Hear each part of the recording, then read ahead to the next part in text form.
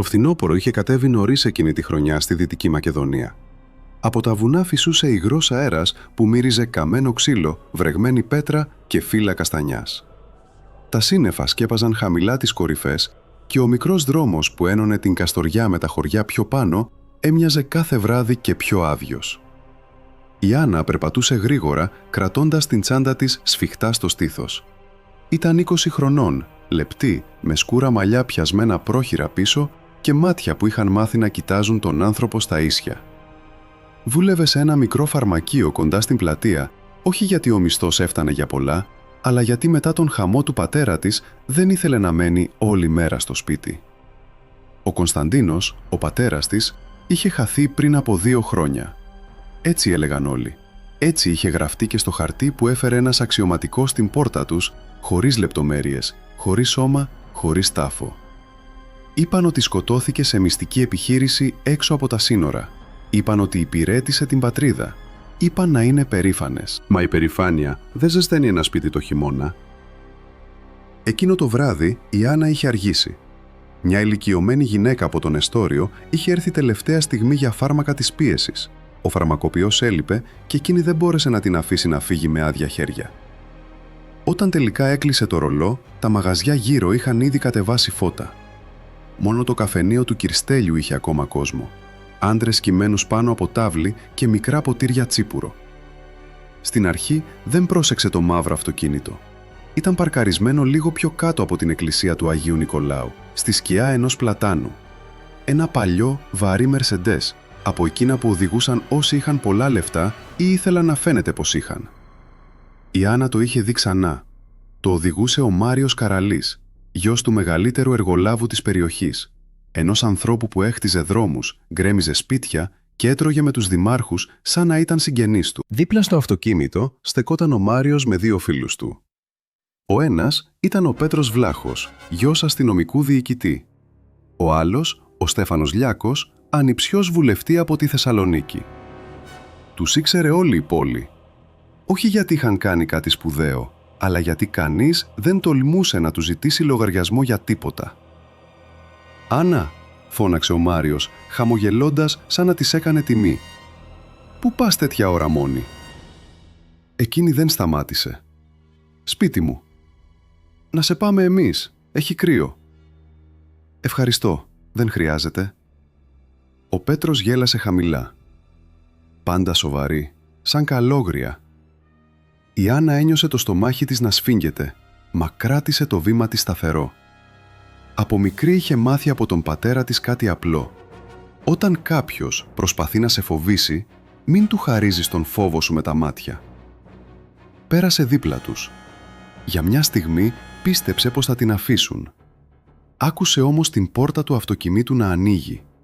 Το χέρι του Μάριου έκλεισε γύρω από τον καρπό της. «Μην κάνεις έτσι», ψιθύρισε. «Μια βόλτα θα πάμε». Η Άννα τράβηξε το χέρι της. «Άφησέ με». Ο Στέφανος κοίταξε γύρω. Ο δρόμος ήταν άδειος. Από το καφενείο ακουγόταν γέλιο, αλλά η γωνία ήταν σκοτεινή. Ο Πέτρος άνοιξε την πίσω πόρτα. Όλα έγιναν γρήγορα. Ένα χέρι στο στόμα της, ένα χτύπημα στον ώμο. Η τσάντα της έπεσε στο πεζοδρόμιο. Τα παπούτσια της γλίστρησαν πάνω στα βρεγμένα φύλλα. Προσπάθησε να φωνάξει, να δαγκώσει, να κλωτσίσει, αλλά οι 3 τους ήταν μεγαλύτεροι, δυνατοί, με τη βεβαιότητα εκείνων που πιστεύουν πως ο κόσμος τους ανήκει. Η πόρτα έκλεισε. Το αυτοκίνητο ξεκίνησε προς τον δρόμο του βουνού. Στην αρχή η Άννα μέτρησε τις στροφές. Το έκανε από ένστικτο, όπως της είχε μάθει ο Κωνσταντίνος όταν ήταν παιδί και την έπαιρνε μαζί του για περπάτημα στα μονοπάτια. Να παρατηρείς, να θυμάσαι, να μην αφήνεις τον πανικό να σου κλέβει το μυαλό. Πρώτη στροφή μετά το παλιό πρατήριο. Δεύτερη, στο εικονοστάσι με το μπλε καντήλι. Τρίτη, εκεί όπου ο δρόμος στένευε και άρχιζαν τα πεύκα. Μετά ο Πέτρος της έδεσε τα μάτια με ένα μαντίλι που μύριζε κολόνια και καπνό. «Τώρα μέτρα, έξυπνη», είπε. Το αυτοκίνητο ανέβηκε για αρκετή ώρα. Η άσφαλτος έγινε χαλίκι. Οι ρόδες χτυπούσαν σε λακκούβες. Κάπου μακριά ακούστηκε ένα σκυλί. Μετά τίποτα. Μόνο ο αέρας και ο κινητήρας. Όταν την έβγαλαν έξω, το κρύο τη χτύπησε στο πρόσωπο. Της έλυσαν τα μάτια μπροστά σε μια σκουριασμένη μεταλλική πύλη. Πίσω της απλωνόταν ένα παλιό στρατιωτικό φυλάκιο, μισογκρεμισμένο, χαμένο ανάμεσα σε πεύκα και πέτρες. Στους τοίχους φαίνονταν ακόμα ξεθοριασμένα γράμματα και μια πινακίδα που έγραφε «Απαγορευμένη περιοχή».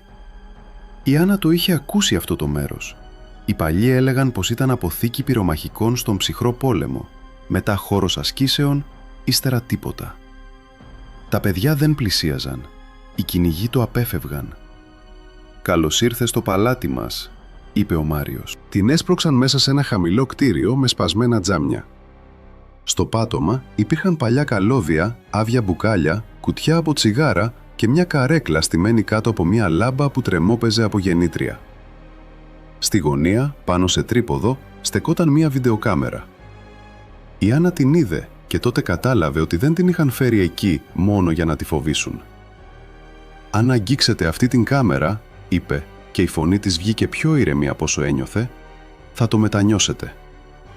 Ο Μάριος πλησίασε τόσο που μύρισε το ακριβό του άρωμα.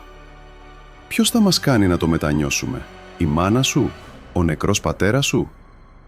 Η λέξη έπεσε ανάμεσά του σαν πέτρα. Για ένα δευτερόλεπτο η Άννα ξέχασε τον φόβο. Κοίταξε τον Μάριο όχι σαν θύμα, αλλά σαν άνθρωπο που μόλις πέρασε ένα όριο που δεν έπρεπε. «Μην ξαναπείς τίποτα για τον πατέρα μου». Ο Πέτρος άναψε τσιγάρο. «Ακούς, μας απειλεί». Εκείνο το βράδυ δεν κράτησε πολύ. Μα στην Άννα φάνηκε σαν να άλλαξε ο χρόνος μορφή. Την ταπείνωσαν, την απείλησαν, την ανάγκασαν να σταθεί μπροστά στην κάμερα, ενώ της έλεγαν τι θα πάθαινε αν μιλούσε. Ήταν αρκετό που ήθελαν να της πάρουν τη φωνή, το όνομα, την αξιοπρέπεια. Ο Μάριος κράτησε την κασέτα στο χέρι του όταν τελείωσαν. «Άκου καλά», είπε. «Αν πας στην αστυνομία, ο πατέρας του Πέτρου θα μάθει πρώτος. Αν πας σε δικηγόρο, ο θείος του Στέφανου θα μάθει δεύτερος. Αν μιλήσει σε κανέναν, αυτή η κασέτα θα τη δει όλη η πόλη. Το φαρμακείο, η γειτονιά σου, η εκκλησία σας. Όλοι». Η Άννα δεν απάντησε. Την άφησαν κοντά στο παλιό γεφύρι, λίγο πριν από τα πρώτα σπίτια. Το αυτοκίνητο χάθηκε στον δρόμο, τα κόκκινα φώτα του μικραίνοντας μέσα στην ομίχλη. Για λίγα λεπτά η Άννα έμεινε ακίνητη. Το μάγουλό της πονούσε. Το παλτό της είχε σκιστεί στο μανίκι. Τα χέρια της έτρεμαν. Πέρα από το γεφύρι ακουγόταν το νερό του ρέματος, βαρύ από τη βροχή. Ύστερα άρχισε να περπατά. Δεν έκλαψε στο δρόμο. Δεν ήθελε να δώσει ούτε στο σκοτάδι αυτή τη χαρά. Περπάτησε με το κεφάλι ψηλά, αλλά κάθε βήμα της ήταν σαν να πατούσε πάνω σε γυαλί.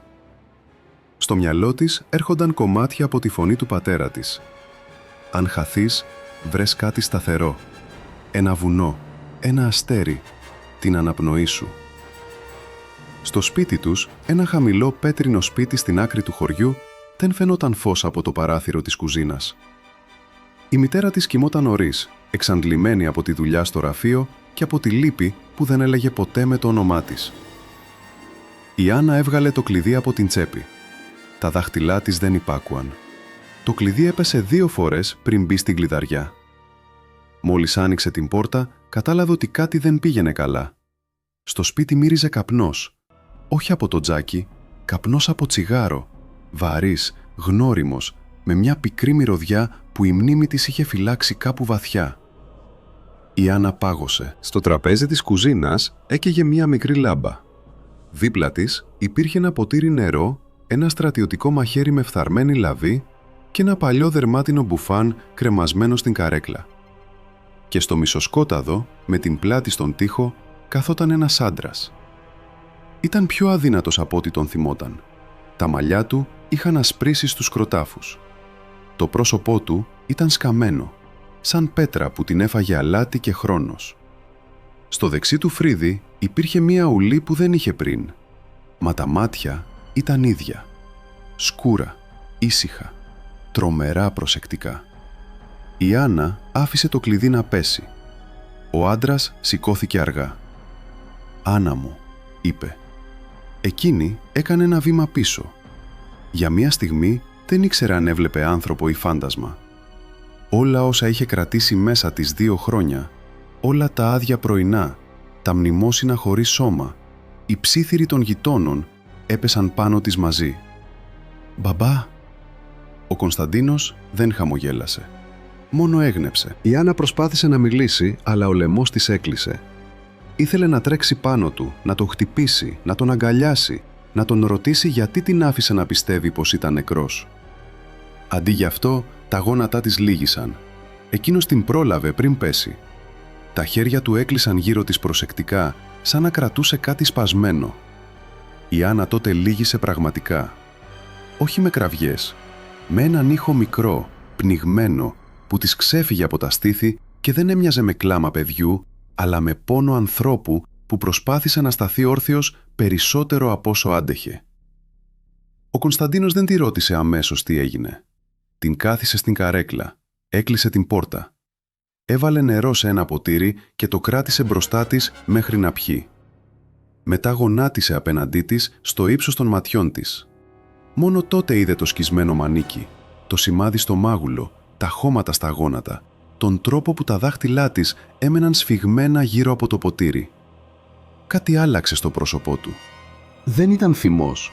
Αυτό που πέρασε από τα μάτια του Κωνσταντίνου ήταν πιο παλιό και πιο ψυχρό.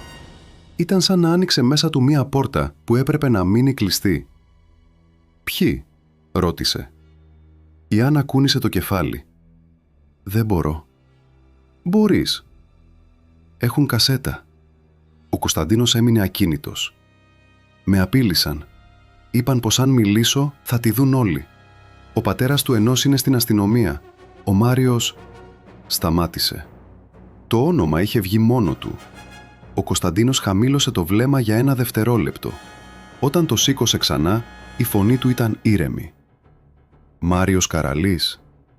Η Άννα τον κοίταξε τρομαγμένη. «Τον ξέρεις?» «Ξέρω τον πατέρα του». Από το διπλανό δωμάτιο ακούστηκε ένα τρίξιμο. Η μητέρα της Άννας στεκόταν στην πόρτα, το πρόσωπο χλωμό σαν κερί. Κοίταζε τον άντρα που είχε θάψει χωρίς τάφο. «Κώστα», ψιθύρισε. Εκείνος έκλεισε τα μάτια για μία στιγμή. «Ελένη». Η γυναίκα δεν πλησίασε. Ίσως γιατί αν έκανε ένα βήμα θα κατέρεε. Ίσως γιατί είδε πρώτα την κόρη της και κατάλαβε πως η επιστροφή του νεκρού δεν ήταν το πιο τρομερό πράγμα εκείνης της νύχτας. «Τι της έκαναν?» ρώτησε. Η Άννα άρχισε να τρέμει ξανά. Ο Κωνσταντίνος ακούμπησε το χέρι του πάνω στο δικό της. «Κανείς δεν θα δει τίποτα», είπε. «Κανείς δεν θα πει τίποτα για σένα. Από αυτή τη στιγμή το πρόβλημα δεν είσαι εσύ». Η Άννα τον κοίταξε. «Τότε ποιο είναι?» Ο πατέρας της σηκώθηκε. Πήρε από το τραπέζι το παλιό στρατιωτικό μαχαίρι και το έβαλε μέσα στο μπουφάν του. Έπειτα γύρισε προς το παράθυρο. Έξω, πάνω από το χωριό, το βουνό στεκόταν μαύρο και βουβό. Κάπου εκεί ψηλά υπήρχε ένα παλιό φυλάκιο, μια κάμερα, μια κασέτα και 3 νεαροί που κοιμώντουσαν ήσυχοι, βέβαιοι πως είχαν διαλέξει ένα κορίτσι χωρίς προστάτη. Ο Κωνσταντίνος έσβησε το τσιγάρο του στο τασάκι. «Το πρόβλημα», είπε ήρεμα, «είναι ότι διάλεξαν τη δική μου κόρη». Ο Κωνσταντίνος στάθηκε για λίγα δευτερόλεπτα ακίνητος μπροστά στο παράθυρο, σαν να άκουγε κάτι που οι άλλοι δεν μπορούσαν να ακούσουν. Έξω, ο αέρας κατέβαινε από το βουνό και χτυπούσε τα παντζούρια με κοφτές υγρές ανάσες. Η μικρή λάμπα της κουζίνας φώτιζε μόνο τη μισή του μορφή. Η άλλη μισή έμενε στο σκοτάδι και εκεί η Άννα έβλεπε πιο καθαρά ότι ο άνθρωπος που είχε γυρίσει δεν ήταν ακριβώς ο πατέρας που είχε χάσει. Η Ελένη πλησίασε πρώτη. Το χέρι της σηκώθηκε διστακτικά, λες και φοβόταν ότι αν τον άγγιζε θα χανόταν σαν όνειρο. Τα δάχτυλά της ακούμπησαν το μάγουλό του, την ουλή πάνω από το φρύδι, τη γωνία του σαγονιού που είχε γίνει πιο κοφτερή. Ο Κωνσταντίνος δεν τραβήχτηκε, μα ούτε και έγειρε προς το άγγιγμά της. Στεκόταν σαν άνθρωπος που είχε ξεχάσει πως δέχεται τρυφερότητα χωρίς να ψάχνει ταυτόχρονα για κίνδυνο. «Σου είπαν ότι ήμουν νεκρός?» ρώτησε χαμηλά. Η Ελένη γέλασε πικρά και ο ήχος έσπασε αμέσως σε βραχνό ψήφιρο. «Μου είπαν να κάνω υπομονή. Μετά μου είπαν να είμαι περήφανη. Μετά σταμάτησαν να λένε οτιδήποτε». Ο Κωνσταντίνος έγνεψε σαν να επιβεβαίωνε κάτι που ήξερε ήδη. Δεν ζήτησε συγγνώμη. Δεν είπε πως δεν έφταιγε.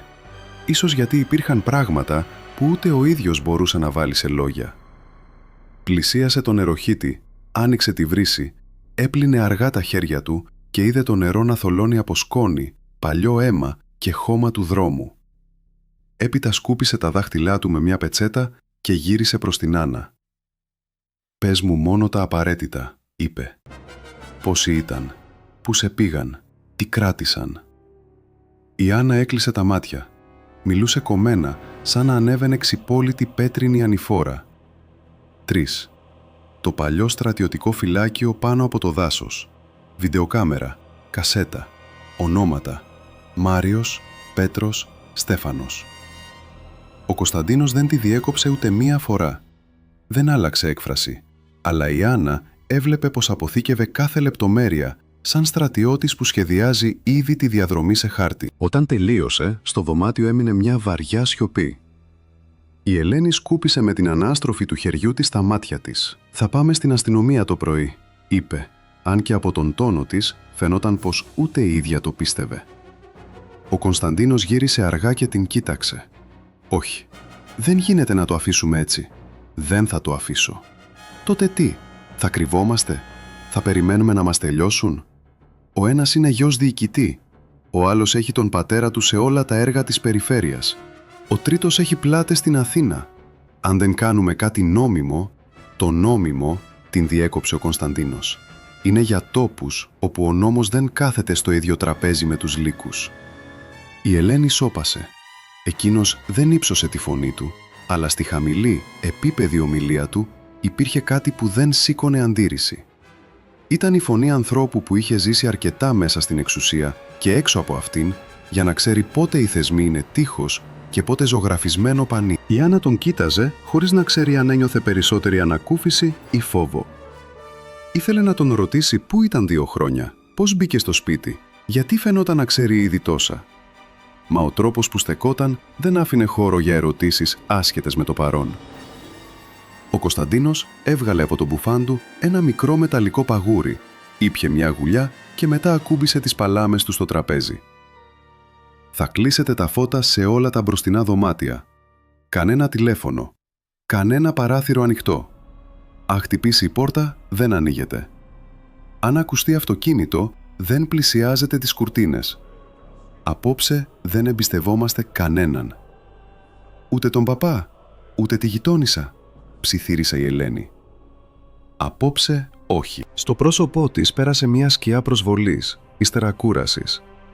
Ο Κωνσταντίνος τη λυπήθηκε για μια στιγμή, μα η λύπηση χάθηκε αμέσως κάτω από την ανάγκη να βάλει το σπίτι σε ασφάλεια. Έλεγξε μόνος του τα παντζούρια, τη μικρή πισωπόρτα, το σιδερένιο σύρτη της αυλής. Οι κινήσεις του ήταν αθόρυβες, οικονομικές, χωρίς καμία περιττή χειρονομία. Στο στενό διάδρομο σταμάτησε μπροστά στη φωτογραφία του γάμου τους. Η εικόνα έδειχνε έναν άλλο Κωνσταντίνο, γελαστό, με καθαρό βλέμμα και πρόσωπο που ήξερε ακόμη να ανήκει στην καθημερινότητα. Κράτησε τη φωτογραφία για λίγα δευτερόλεπτα με τα μάτια, σαν να μελετούσε ξένο άνθρωπο. Ύστερα συνέχισε. Στο παλιό δωμάτιο που κάποτε χρησιμοποιούσε για εργαλεία, γονάτισε μπροστά στο ξύλινο πάτωμα. Η Άννα τον παρακολουθούσε από το κατόφλι, τυλιγμένη με μία κουβέρτα. Ο Κωνσταντίνος έβαλε την άκρη του μαχαιριού ανάμεσα σε 2 σανίδες και πίεσε σε ένα σημείο που κανείς δεν θα πρόσεχε. Ακούστηκε ένα στεγνό κλικ. Ένα κομμάτι του πατώματος σηκώθηκε ελάχιστα. Η Ελένη κράτησε την ανάσα της.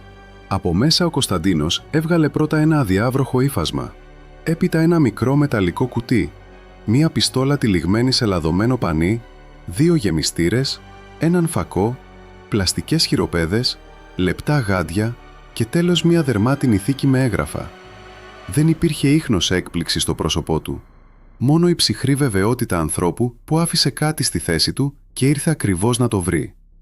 Η Άννα ένιωσε ξανά εκείνο το παράξενο ρίγος. Ο πατέρας της δεν είχε επιστρέψει μόνο από τον θάνατο. Είχε επιστρέψει έτοιμος. Η Ελένη έκανε ένα βήμα μπροστά. «Τα είχες όλα αυτά εδώ, μέσα στο σπίτι μας?» «Από πριν». «Από πριν τι? Από πριν χαθείς? Από πριν μας πεις ψέματα?» Ο Κωνσταντίνος σήκωσε το κεφάλι του. Για πρώτη φορά τα μάτια του μαλάκωσαν λίγο. Δεν σας είπα ψέματα. Δεν γύρισα επειδή δεν μπορούσα να γυρίσω. Κανείς δεν μίλησε. Έξω ακούστηκε ένα μηχανάκι να περνά και να χάνεται. Μετά μόνο ο αέρας. Ο Κωνσταντίνος πήρε το κουτί, το άνοιξε και έβγαλε έναν μικρό επίδεσμο, απολυμαντικό και μια αμπούλα με ηρεμιστικό. Τα άφησε δίπλα στην Άννα. «Θα καθαρίσεις το μάγουλο και τα χέρια σου. Μετά θα ξαπλώσεις, έστω για λίγο». «Δεν θα κοιμηθώ». «Δεν σου ζήτησα να κοιμηθείς. Σου ζήτησα να κρατήσεις δυνάμεις». Η Άννα δάγκωσε τα χείλη της. «Και εσύ?» «Εγώ δουλεύω καλύτερα ξύπνιος». Εκείνη τον κοίταξε. «Πού ήσουν?» Η ερώτηση έμεινε στον αέρα σαν καρφί. Η Ελένη στράφηκε κι αυτή προς το μέρος του, χωρίς να αναπνέει. Ο Κωνσταντίνος ακούμπησε για λίγο τα δάχτυλά του στο τραπέζι. «Στην αρχή στα βόρεια σύνορα. Μετά πιο μακριά. Μια επιχείρηση που χάλασε. Κάποιος μίλησε. Μας πούλησαν». Η φωνή του δεν είχε δράμα. Αυτό έκανε τα λόγια του πιο βαριά. «Μας έστησαν ενέδρα πριν περάσουμε πίσω. Οι περισσότεροι πέθαναν εκεί. Εγώ όχι. Με κράτησαν ζωντανό γιατί πίστευαν ότι ήξερα πράγματα που δεν ήξερα. Μετά έπαψαν να τους νοιάζουν οι πληροφορίες. Τους έφτανε να σπάσουν κάποιον». Η Άννα ένιωσε το δέρμα της να κρυώνει. Ο Κωνσταντίνος μιλούσε σαν να περιέγραφε καιρό, όχι ανθρώπινη κόλαση. «Πού?» ρώτησε η Ελένη. «Σε υπόγεια, σε κοντέινερ, σε μέρη χωρίς παράθυρα. Δεν έχει σημασία το πού. Όλα μοιάζουν όταν δεν έχεις ουρανό». Η Άννα πρόσεξε τότε κάτι που δεν είχε δει αμέσως. Όταν μιλούσε, ο πατέρας της κρατούσε το σώμα του απόλυτα ακίνητο, λες και κάθε μνήμη περνούσε από μέσα του, μόνο αν εκείνος δεν της έδινε ούτε μισό εκατοστό επιπλέον χώρο. «Και πώς βγήκες?» Άλλαξε η φρουρά. Άλλαξε το καθεστώς. Κάποιοι έτρεχαν να σώσουν το κεφάλι τους. Άνοιξαν πόρτες που δεν έπρεπε να ανοίξουν.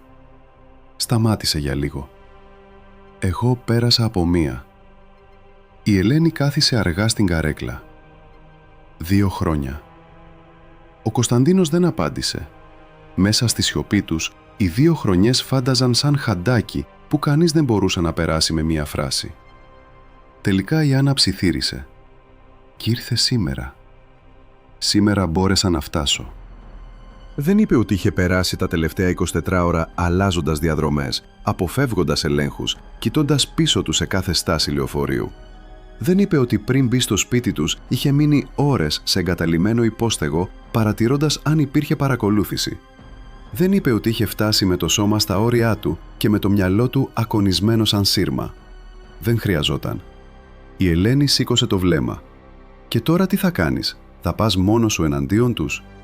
Ο Κωνσταντίνος άρχισε να ελέγχει την πιστόλα. Οι κινήσεις του ήταν ήρεμες, σχεδόν τελετουργικές. Έβγαλε τον γεμιστήρα, μέτρησε, ξανακούμπωσε, έλεγξε τη θαλάμη, ύστερα άφησε το όπλο στην άκρη. Όχι εναντίον τους, εναντίον αυτού που τους έκανε να πιστεύουν πως μπορούν. Είναι 3. Πίσω τους είναι περισσότεροι. Και τότε δεν θα χτυπήσω μόνο τα πρόσωπα. Θα χτυπήσω τη βεβαιότητά τους. Η Άννα ένιωσε πως δεν καταλάβαινε πλήρως τα λόγια, μα διαισθανόταν το σχέδιο κάτω από αυτά. Ο πατέρας της δεν μιλούσε σαν άνθρωπος που βράζει από εκδίκηση.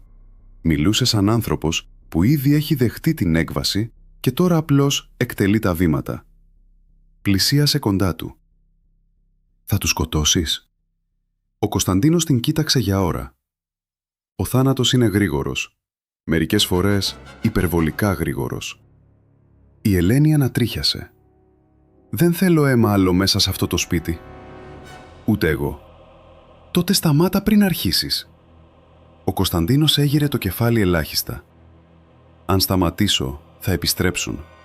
Αν όχι σε μας, σε άλλη κοπέλα. Σε άλλο σπίτι. Σε άλλη μάνα». Η φράση έκοψε κάθε αντίρρηση στη ρίζα της. Η Ελένη κατέβασε τα μάτια. Ήξερε πως ήταν αλήθεια. Ο Κωνσταντίνος δίπλωσε το αδιάβροχο, φόρεσε τα γάντια και πήρε τον φακό. Πριν φύγει, στάθηκε μπροστά στην Άννα. Δεν ήξερε ακόμη πώς να την αγγίξει όπως παλιά, κι έτσι ακούμπησε μόνο 2 δάχτυλα στον ώμο της. Σταθερά, βέβαια. «Άκουσέ με. Από αυτή τη στιγμή δεν τρέπεσαι για τίποτα. η ντροπή ανήκει σε εκείνους. Αν προσπαθήσουν να σε κάνουν να πιστέψεις το αντίθετο, σημαίνει ότι ήδη φοβούνται. Η Άννα ένιωσε τα μάτια της να γεμίζουν. Δεν έκλαψε, μόνο έγνεψε. Ο Κωνσταντίνος γύρισε προς την Ελένη. Για μια στιγμή φάνηκε σαν να ήθελε να της πει κάτι πιο προσωπικό, κάτι για τα 2 χρόνια που της χρωστούσε. Αντί για αυτό είπε μόνο «Κλείδωσε πίσω μου. Αν δεν ακούσεις 3 χτύπους, δεν ανοίγεις». Άνοιξε την πόρτα και βγήκε στη νύχτα. Το κρύο τον χτύπησε σαν μνήμη. Η αυλή μύριζε υγρό χώμα και ξύλα από ελιά. Στάθηκε κάτω από τη σκοτεινή καρυδιά και κοίταξε το βουνό. Κάπου εκεί πάνω, το παλιό φυλάκιο στεκόταν μέσα στα πεύκα. Και μαζί με αυτό η κασέτα, τα ίχνη, ο φόβος της κόρης του. Κάποτε πίστευε πως οι χειρότεροι άνθρωποι βρίσκονταν σε ξένες χώρες, πίσω από ξένες στολές και άλλες γλώσσες. Τώρα ήξερε καλύτερα. Οι πιο ασφαλείς λύκοι είναι αυτοί που διπνούν τακτικά με δικαστές, αστυνομικούς και πολιτικούς. Περπάτησε χωρίς θόρυβο ως την άκρη του δρόμου. Δεν είχε επιστρέψει από την κόλαση για να ξαναγίνει ο άνθρωπος που ήταν. Εκείνος είχε μείνει θαμμένος κάπου σε τσιμεντένιο κελί, μαζί με τον φόβο του, τον ύπνο του και την υπομονή του για θεσμούς. Αυτός που προχωρούσε τώρα μέσα στη μακεδονική μύχτα ήταν κάτι πιο ψυχρό, πιο λιτό, πιο επικίνδυνο. Κάτι που είχε μάθει να ζει με λίγο νερό, λίγο φως και έναν σκοπό κάθε φορά. Πίσω στο σπίτι, η Άννα έμεινε να ακούει τα βήματά του ώσπου χάθηκαν. Ύστερα κοίταξε την κρυψώνα ανοιχτή στο πάτωμα, το πανί με το λάδι του όπλου, το ποτήρι με το νερό που είχε αφήσει για εκείνη και κατάλαβε κάτι που την τρόμαξε όσο και την ανακούφισε. Ο πατέρας της είχε γυρίσει από την κόλαση και δεν είχε έρθει μόνο για να επιζήσει. Ο Κωνσταντίνος δεν πήρε το μονοπάτι που ανέβαινε κατευθείαν προς το παλιό φυλάκιο. Δεν βιαζόταν. Η βιασύνη ήταν για ανθρώπους που κυνηγούσαν με οργή. Εκείνος κυνηγούσε με υπομονή.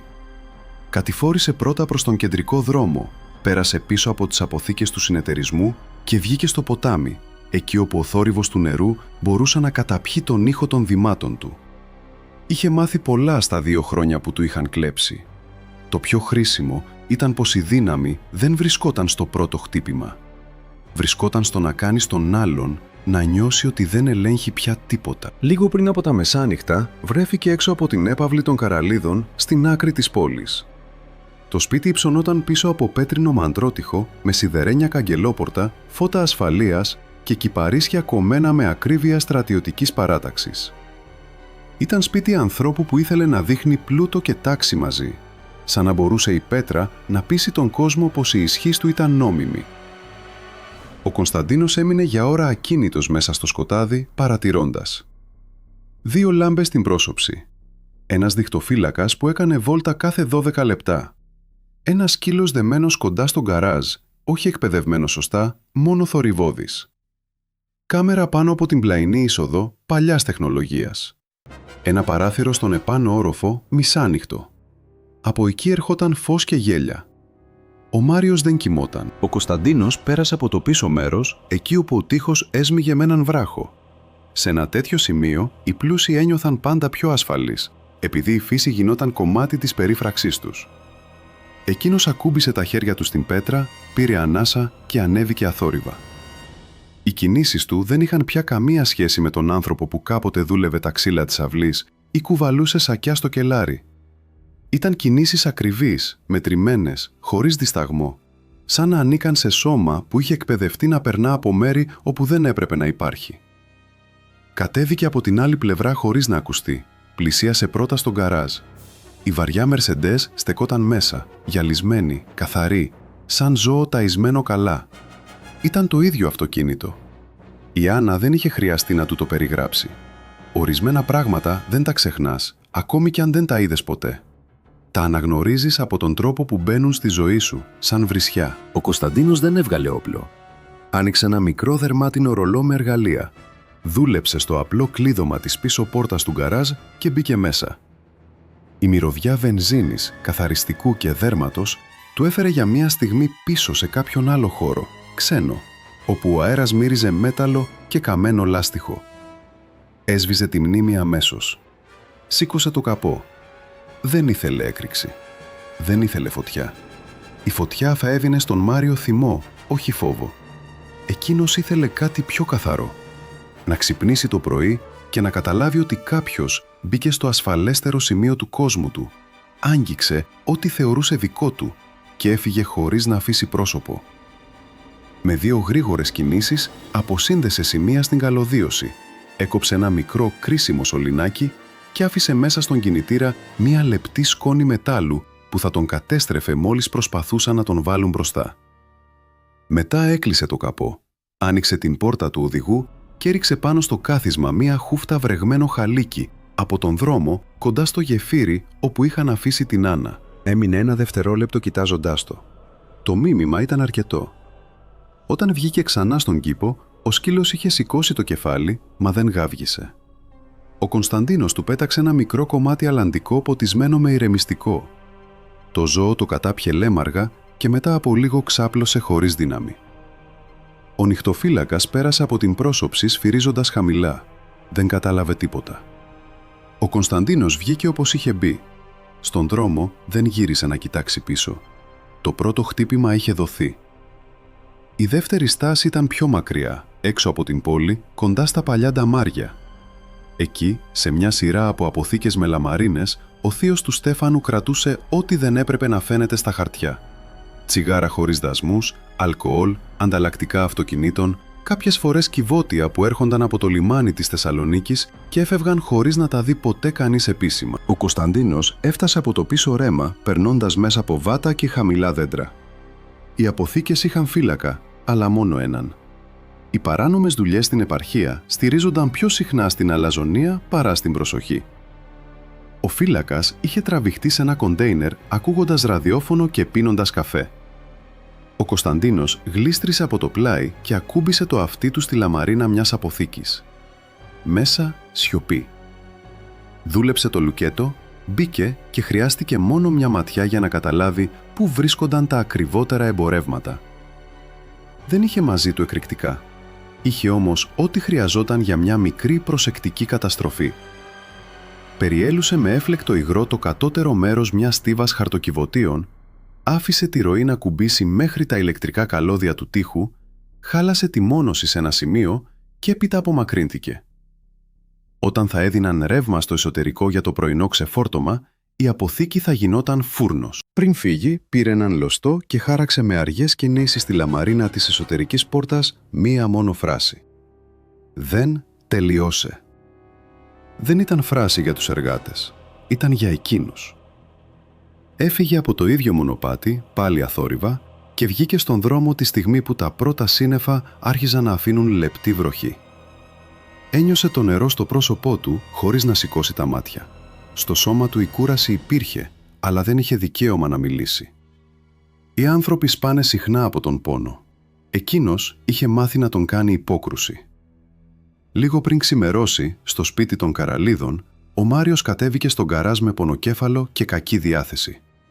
Είχε κοιμηθεί λίγο, είχε πιει πολύ και ξύπνησε με τη δυσάρεστη αίσθηση πως κάτι από το προηγούμενο βράδυ δεν είχε κλείσει σωστά.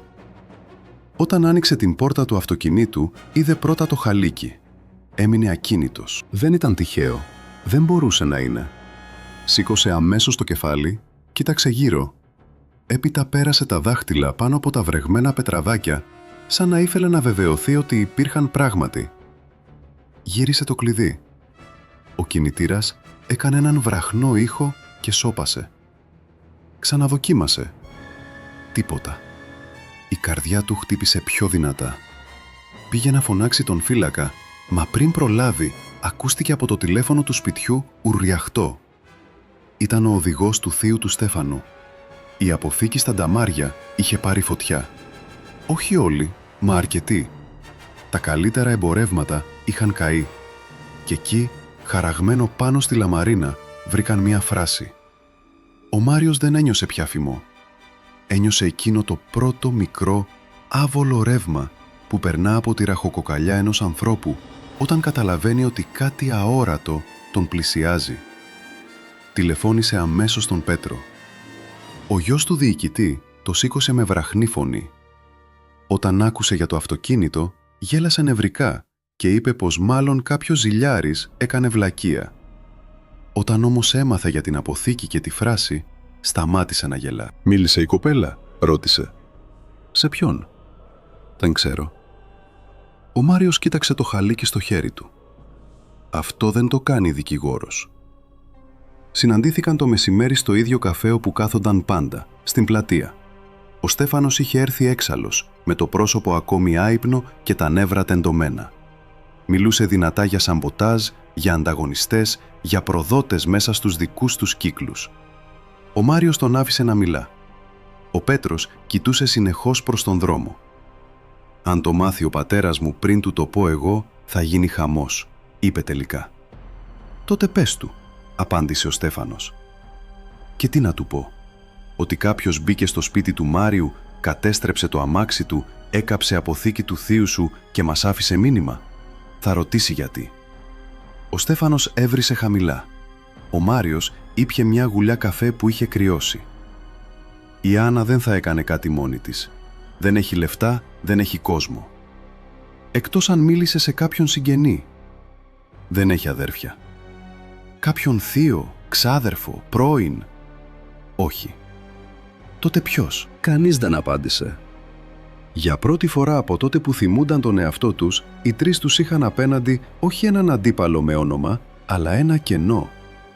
Και το κενό φόβιζε περισσότερο, γιατί δεν μπορείς να το εξαγοράσεις, να το απειλήσεις ή να το βάλεις να περιμένει έξω από το γραφείο σου. Το απόγευμα, ο Πέτρος προσπάθησε να ρωτήσει προσεκτικά τον πατέρα του αν είχε ακούσει τίποτα για περίεργες κινήσεις στην πόλη. Ο διοικητής δεν ήξερε τίποτα για τη νύχτα, αλλά το ένστικτό του τον έκανε καχύποπτο. Ρώτησε τον γιο του γιατί υδρώνει και γιατί μιλά σαν να φοβάται. Ο Πέτρος ψέλισε κάποια δικαιολογία και έφυγε σχεδόν τρέχοντας.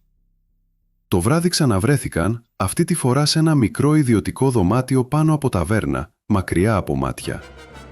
Ο Στέφανος είχε μαζί του πιστόλι, περισσότερο για να νιώθει άντρας παρά γιατί ήξερε να το χρησιμοποιεί. Ο Πέτρος είχε πιει από νωρίς. Ο Μάριος έμενε σιωπηλός, μα το μυαλό του δούλευε.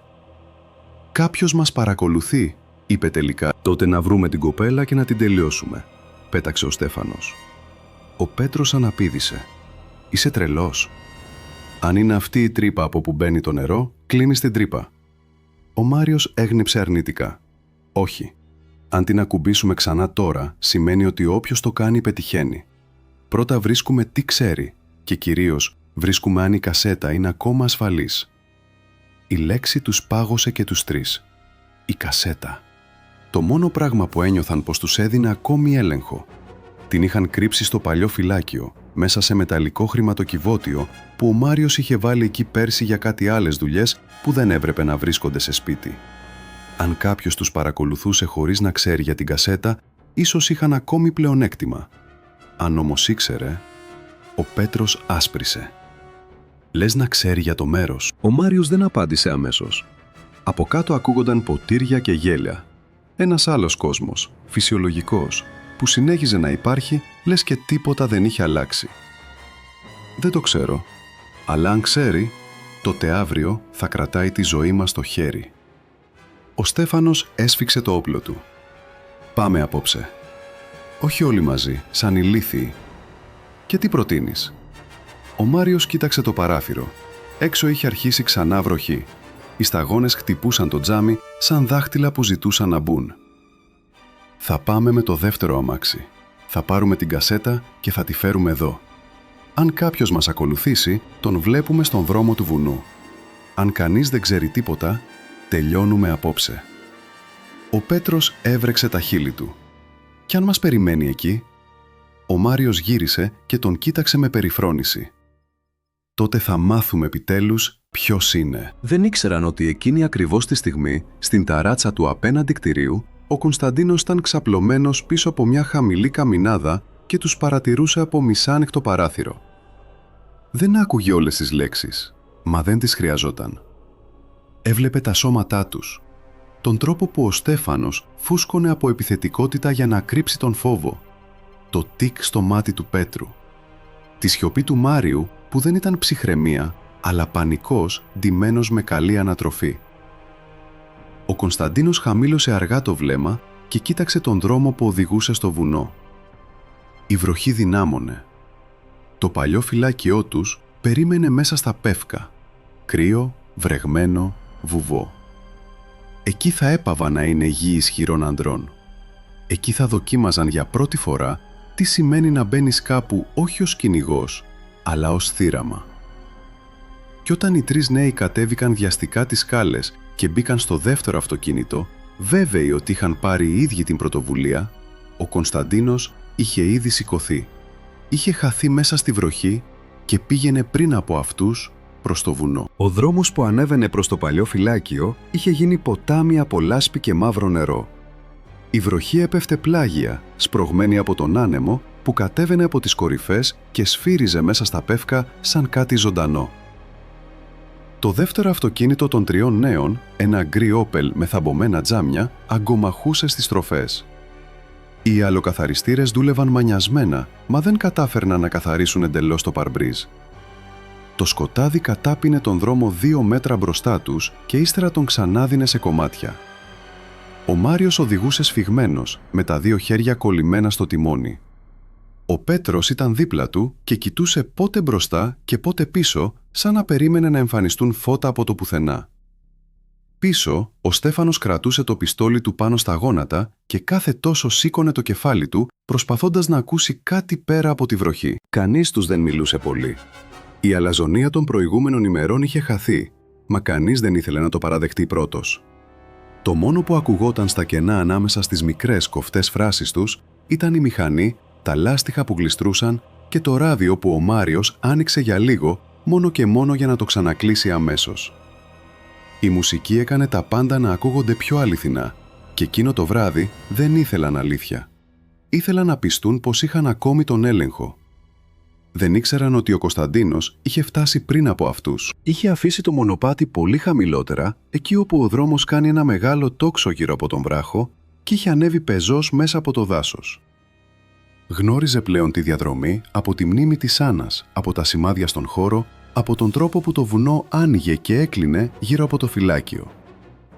Το μέρος έμοιαζε εγκαταλειμμένο, μα είχε τη βαριά, επίμονη σιωπή χώρου που είχε χρησιμεύσει κάποτε σε ανθρώπους εκπαιδευμένους για πόλεμο. Το τσιμέντο μύριζε παλιό νερό. Οι σκουριές τους μεντεσέδες είχαν χρώμα ξερού αίματος. Η κεντρική είσοδος ήταν μια βαριά μεταλλική πόρτα χωμένη μέσα σε τσιμεντένιο τοίχο και γύρω της υπήρχαν ίχνη από πρόσφατη χρήση. Πατημασιές, από τσίγαρα, λασπωμένες ρόδες. Ο Κωνσταντίνος μπήκε μέσα 1 ώρα νωρίτερα και δούλεψε χωρίς βιασύνη. Η γεννήτρια βρισκόταν στο πίσω δωμάτιο, δίπλα σε παλιές δεξαμενές και σκουριασμένα καλώδια. Δεν τη χάλασε εντελώς. Άδειασε μόνο αρκετό καύσιμο και πείραξε 2 σημεία ώστε να λειτουργήσει για λίγο και ύστερα να σβήσει απότομα, την κατάλληλη στιγμή. Στο κύριο δωμάτιο παρατήρησε το χρηματοκιβώτιο βιδωμένο στον τοίχο και μπροστά του τα σημάδια από βήματα, άρα το χρησιμοποιούσαν όντως συχνά. Δεν το άνοιξε, δεν χρειαζόταν. Το χρηματοκιβώτιο ήταν το αγκίστρι. Αυτό που είχε σημασία ήταν η πόρτα. Η παλιά μεταλλική θύρα της κύριας αίθουσας είχε εσωτερικό μηχανισμό κλειδώματος, βαρύ, στρατιωτικού τύπου. Δούλεψε πάνω του ήσυχα, πέρασε λεπτό ατσάλινο σύρμα από το πλάι, έδεσε τη διαδρομή του σε ένα σταθερό σημείο έξω από τη γωνία του διαδρόμου και έλεγξε 2 φορές ότι με ένα απότομο τράβηγμα θα έκλεινε και θα σφράγιζε. Δεν θα έμενε έτσι για πάντα, αλλά για αρκετό χρόνο, για όσο χρειαζόταν ώστε ο φόβος να καθίσει καλά μέσα τους. Ύστερα έσβησε κάθε περιττό ίχνος της παρουσίας του, μετακίνησε 2 σπασμένες καρέκλες και άφησε το δωμάτιο σχεδόν όπως το βρήκε. Σχεδόν. Στο κέντρο, πάνω στο τσιμεντένιο πάτωμα, τοποθέτησε κάτι που δεν ανήκε εκεί. Το μεταλλικό μπρελόκ της Άννας, εκείνο που είχε πέσει από το χέρι της όταν άνοιγε την εξώπορτα του σπιτιού τους. Το είχε μαζέψει ο ίδιος χωρίς να της το πει. Τώρα το άφηνε εκεί σαν σιωπηλή απόδειξη ότι η νύχτα που ήθελαν να κρατήσουν θαμμένη τους περίμενε ήδη μέσα. Όταν τελείωσε, ανέβηκε σε μια στενή μεταλλική σκάλα που οδηγούσε σε υπερυψωμένο διάδρομο σχεδόν αόρατο μέσα στο σκοτάδι κοντά στην οροφή. Από εκεί έβλεπε όλη την αίθουσα. Ανέπνευσε αργά, μέτρησε τον χώρο, έμεινε ακίνητος. Το σώμα του ήξερε πια αυτή τη σιωπή. Ήταν η σιωπή πριν από την είσοδο του εχθρού. Η στιγμή που ο κυνηγός πρέπει να μοιάζει με πέτρα, με σκιά, με κενό. Το γκρι όπελ εμφανίστηκε λίγο μετά τα μεσάνυχτα. Τα φώτα του έκοψαν τη βροχή σε 2 κίτρινες λωρίδες. Το αυτοκίνητο σταμάτησε μπροστά στην πύλη και για λίγα δευτερόλεπτα κανείς δεν βγήκε. Ο Κωνσταντίνος τους φαντάστηκε μέσα να κοιτάζονται χωρίς να μιλούν, ο καθένας περιμένοντας από τον άλλον να κάνει την πρώτη κίνηση. Τελικά άνοιξε η πόρτα του οδηγού.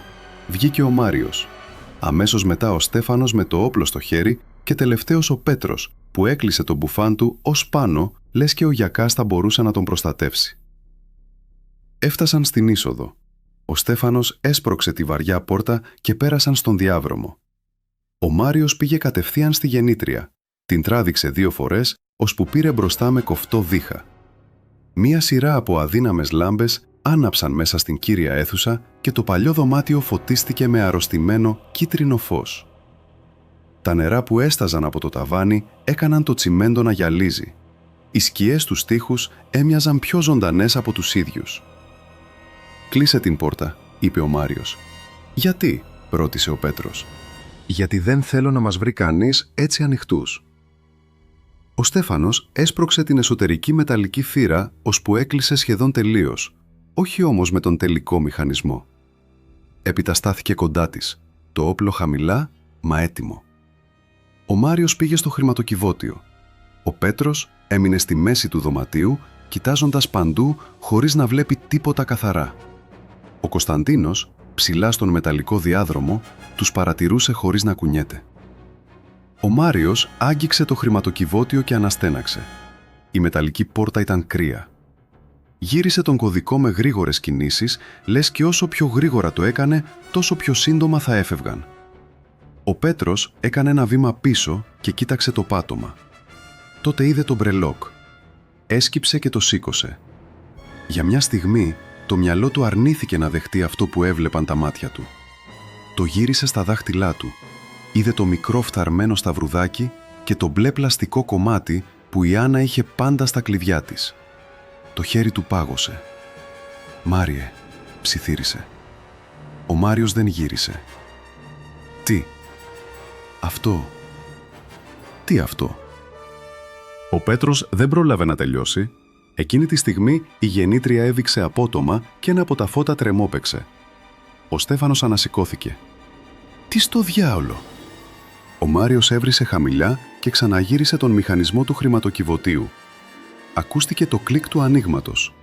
Ταυτόχρονα η γεννήτρια έβηξε δεύτερη φορά πιο βαριά. Η λάμπα πάνω από το κεφάλι τους τρεμόπαιξε ξανά, ύστερα μία δεύτερη, ύστερα όλες μαζί. Ο Πέτρος γύρισε απότομα προς την πόρτα. «Πάμε να φύγουμε». «Μη γίνεσαι ηλίθιος», είπε ο Μάριος και άνοιξε το χρηματοκιβώτιο. Μέσα ήταν η κασέτα. Την άρπαξε σχεδόν με ανακούφιση. Εκείνη ακριβώς τη στιγμή η γεννήτρια έσβησε. Το σκοτάδι έπεσε πάνω τους τόσο πυκνό, τόσο απότομο, που για ένα δευτερόλεπτο κανείς δεν μπόρεσε ούτε να αναπνεύσει σωστά. Το δωμάτιο βούτυξε σε μαύρο βάθος. Μόνο η βροχή έξω συνέχιζε να ακούγεται αχνά, σαν κάτι πολύ μακρινό.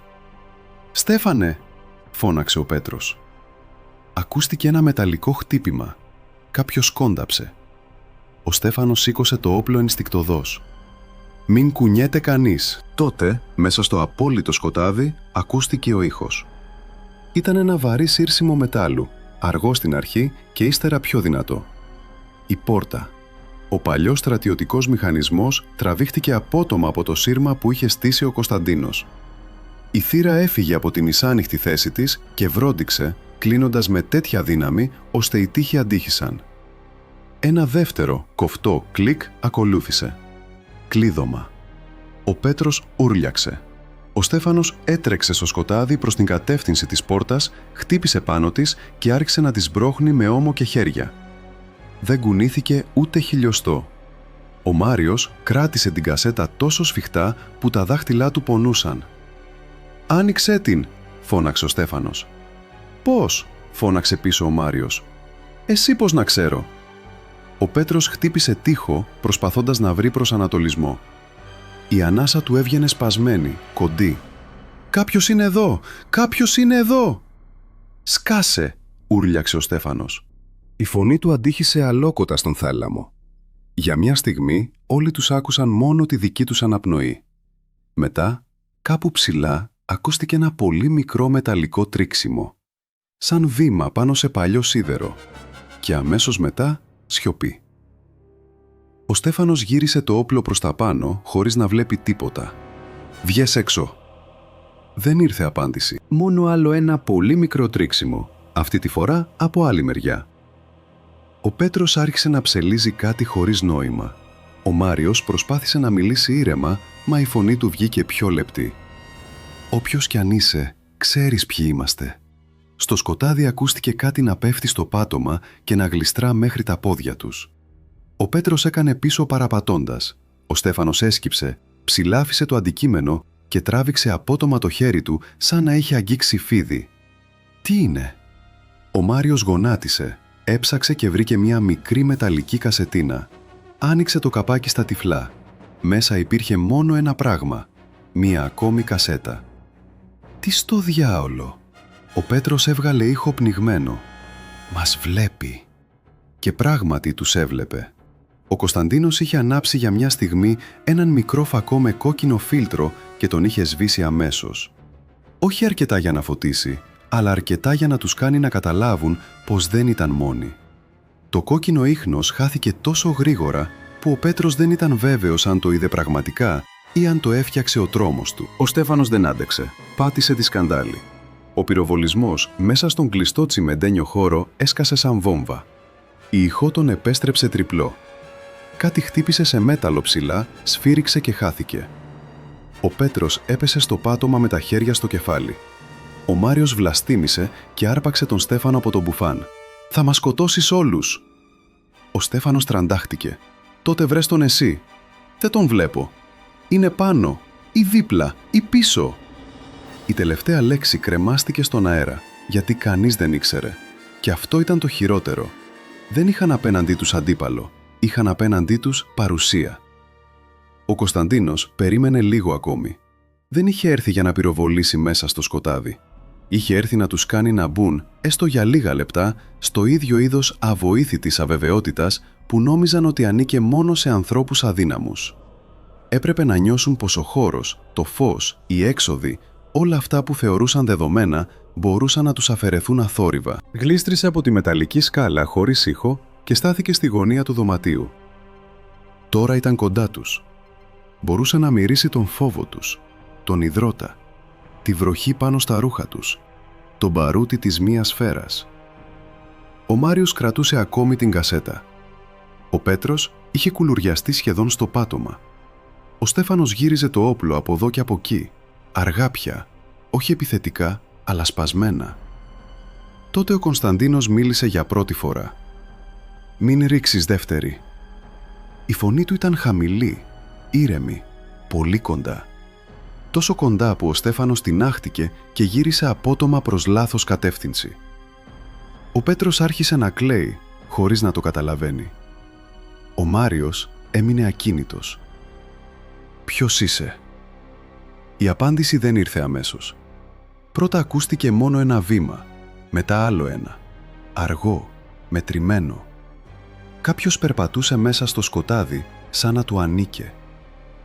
«Εκείνος», είπε τελικά η φωνή, «που έπρεπε να σκεφτείς πριν αγγίξεις την Άννα». Ο Μάριος ένιωσε το αίμα να φεύγει από το πρόσωπό του. Ο Πέτρος άφησε έναν ξερό άναρθρο ήχο. Ο Στέφανος προσπάθησε να σηκώσει ξανά το όπλο, μα το χέρι του έτρεμε. «Ο πατέρας της είναι νεκρός», ψιθύρισε. Ακούστηκε σχεδόν σαν παράκληση, σαν να ήθελε ο ίδιος να το πιστέψει. Μέσα στο σκοτάδι, πολύ κοντά πια, ο Κωνσταντίνος είπε μόνο 2 λέξεις. «Όχι πια». Και τότε, εκεί, μέσα στο υγρό τσιμέντο, με τη βαριά πόρτα κλειδωμένη πίσω τους και το σκοτάδι να τους πιέζει από παντού, οι 3 τους κατάλαβαν ότι δεν είχαν έρθει στο βουνό για να πάρουν πίσω ένα όπλο εκβιασμού. Είχαν έρθει στην ίδια τους την παγίδα. Η πόρτα έμεινε κλειστή πίσω τους, σαν να είχε σφραγιστεί από το ίδιο το βουνό. Για μερικά δευτερόλεπτα, κανείς δεν κουνήθηκε. Το σκοτάδι μέσα στην αίθουσα δεν ήταν απλώς έλλειψη φωτός. Ήταν κάτι υγρό, βαρύ, που έπεφτε πάνω στο βέρμα και έμπαινε με το ζόρι στα πνευμόνια. Η βροχή έξω ακουγόταν πια πολύ μακριά. Ο κόσμος είχε μικρύνει σε 4 τοίχους, μια κλειδωμένη θύρα και 3 νεαρούς που ως εκείνη τη στιγμή πίστευαν πως ήταν πάντα αυτοί που διάλεγαν ποιος θα φοβηθεί. Ο Μάριος έσφιξε την κασέτα τόσο δυνατά που οι άκρες της μπήχτηκαν στις παλάμες του. Ήθελε να μιλήσει, να βρει τον τόνο της εξουσίας που χρησιμοποιούσε με υπαλλήλους, σερβιτόρους, μικρούς αξιωματικούς, όμως η φωνή του βγήκε ξερή. Άνοιξε την πόρτα. Δεν ήταν εντολή. Ήταν παράκληση μεταμφιεσμένη σε διαταγή. Καμία απάντηση. Ο Στέφανος έκανε πάλι να σηκώσει το όπλο, μα αυτή τη φορά το χέρι του έτρεμε τόσο φανερά που ακόμη και ο ίδιος το κατάλαβε. «Βγες», φώναξε προς το σκοτάδι. «Τελείωνε». Ακούστηκε ένα βήμα, αργό, ήσυχο, κοντινό. Ο Πέτρος παραπάτησε προς τα πίσω και χτύπησε με την πλάτη του στον τοίχο. «Είναι εδώ», ψιθύρισε. «Είναι μέσα εδώ». Ο Κωνσταντίνος δεν απάντησε αμέσως. Τους άφησε να ακούσουν μόνο την παρουσία του, να προσπαθήσουν να μαντέψουν από πού θα έρθει ο επόμενος ήχος. Ένα τρίξιμο μετάλλο από ψηλά. Ύστερα σιωπή. Ένα αργό βήμα στα δεξιά τους. Ύστερα ξανά τίποτα. Δεν τους χρειαζόταν δεμένους ακόμη. Τους είχε ήδη δέσει ο φόβος. Ο Μάριος πήρε βαθιά ανάσα. «Άκουσέ με. Αν νομίζεις ότι θα βγεις ζωντανός από αυτό, δεν ξέρεις με ποιους τα βάζεις». Η φωνή που ήρθε μέσα από το σκοτάδι ήταν ήρεμη, επίπεδη, σχεδόν κουρασμένη. «Το ξέρω πολύ καλά». Ο Πέτρος άφησε έναν πνιχτό ήχο. «Μάριε, αυτός είναι... Σκάσε», του πέταξε ο Μάριος, μα το δικό του στόμα είχε ήδη στεγνώσει. Ο Κωνσταντίνος έκανε ένα ακόμη βήμα. Δεν τον έβλεπαν, αλλά ένιωθαν πως είχε πλησιάσει. Η αίσθηση ήταν σχεδόν σωματική, σαν το σκοτάδι να είχε αποκτήσει κέντρο. «Θα κάνετε κάτι για μένα», είπε, «και μετά ίσως δείτε ξανά το πρωί». Ο Στέφανος γέλασε νευρικά, απότομα, σαν να του τζίμπησε ρεύμα. «Ίσως, είσαι τρελός». Ο Κωνσταντίνος αγνόησε τη φράση. «Θα πείτε τα πάντα». «Τι πάντα», ψέλισε ο Πέτρος. «Όλα όσα κάνατε στην Άννα. Όλα όσα κάνατε πριν από αυτήν.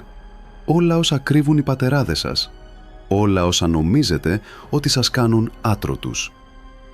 Ο Μάριος προσπάθησε να ξαναβρει την ψυχραιμία του. «Κι αν δεν μιλήσουμε?» Αυτή τη φορά ο Κωνσταντίνος δεν απάντησε με λόγια. Μέσα στο απόλυτο μαύρο ακούστηκε ξαφνικά μια μικρή μηχανική κίνηση, μετά ένα λεπτό ηλεκτρικό βουητό. Κάπου στην άκρη της αίθουσας άναψε μια μοναδική χαμηλή κόκκινη λιχνία. Δεν φώτιζε σχεδόν τίποτα, μόνο έδειχνε το περίγραμμα μιας βιντεοκάμερας στημένης πάνω σε τρίποδο. Το κόκκινο φωτάκι της έμοιαζε με μάτι. Ο Πέτρος άρχισε να τρέμει ολόκληρος. Όχι, ο Μάριος ένιωσε το στομάχι του να σφίγγεται. Το κόκκινο μάτι της κάμερας ήταν ακριβώς ό,τι είχαν χρησιμοποιήσει για να σπάσουν την Άννα. Τώρα στεκόταν απέναντί τους, ψυχρό και αδιάφορο. Ο Κωνσταντίνος μίλησε πολύ κοντά τους, λες και είχε υψωθεί ξαφνικά από το πάτωμα. «Θυμάστε τώρα?» Ο Στέφανος γύρισε απότομα και πάτησε ξανά τη σκανδάλη.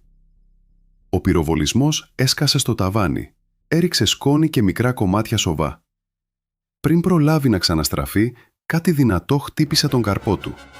Το πιστόλι έφυγε από το χέρι του, γλίστρισε στο πάτωμα και χάθηκε κάπου στο σκοτάδι.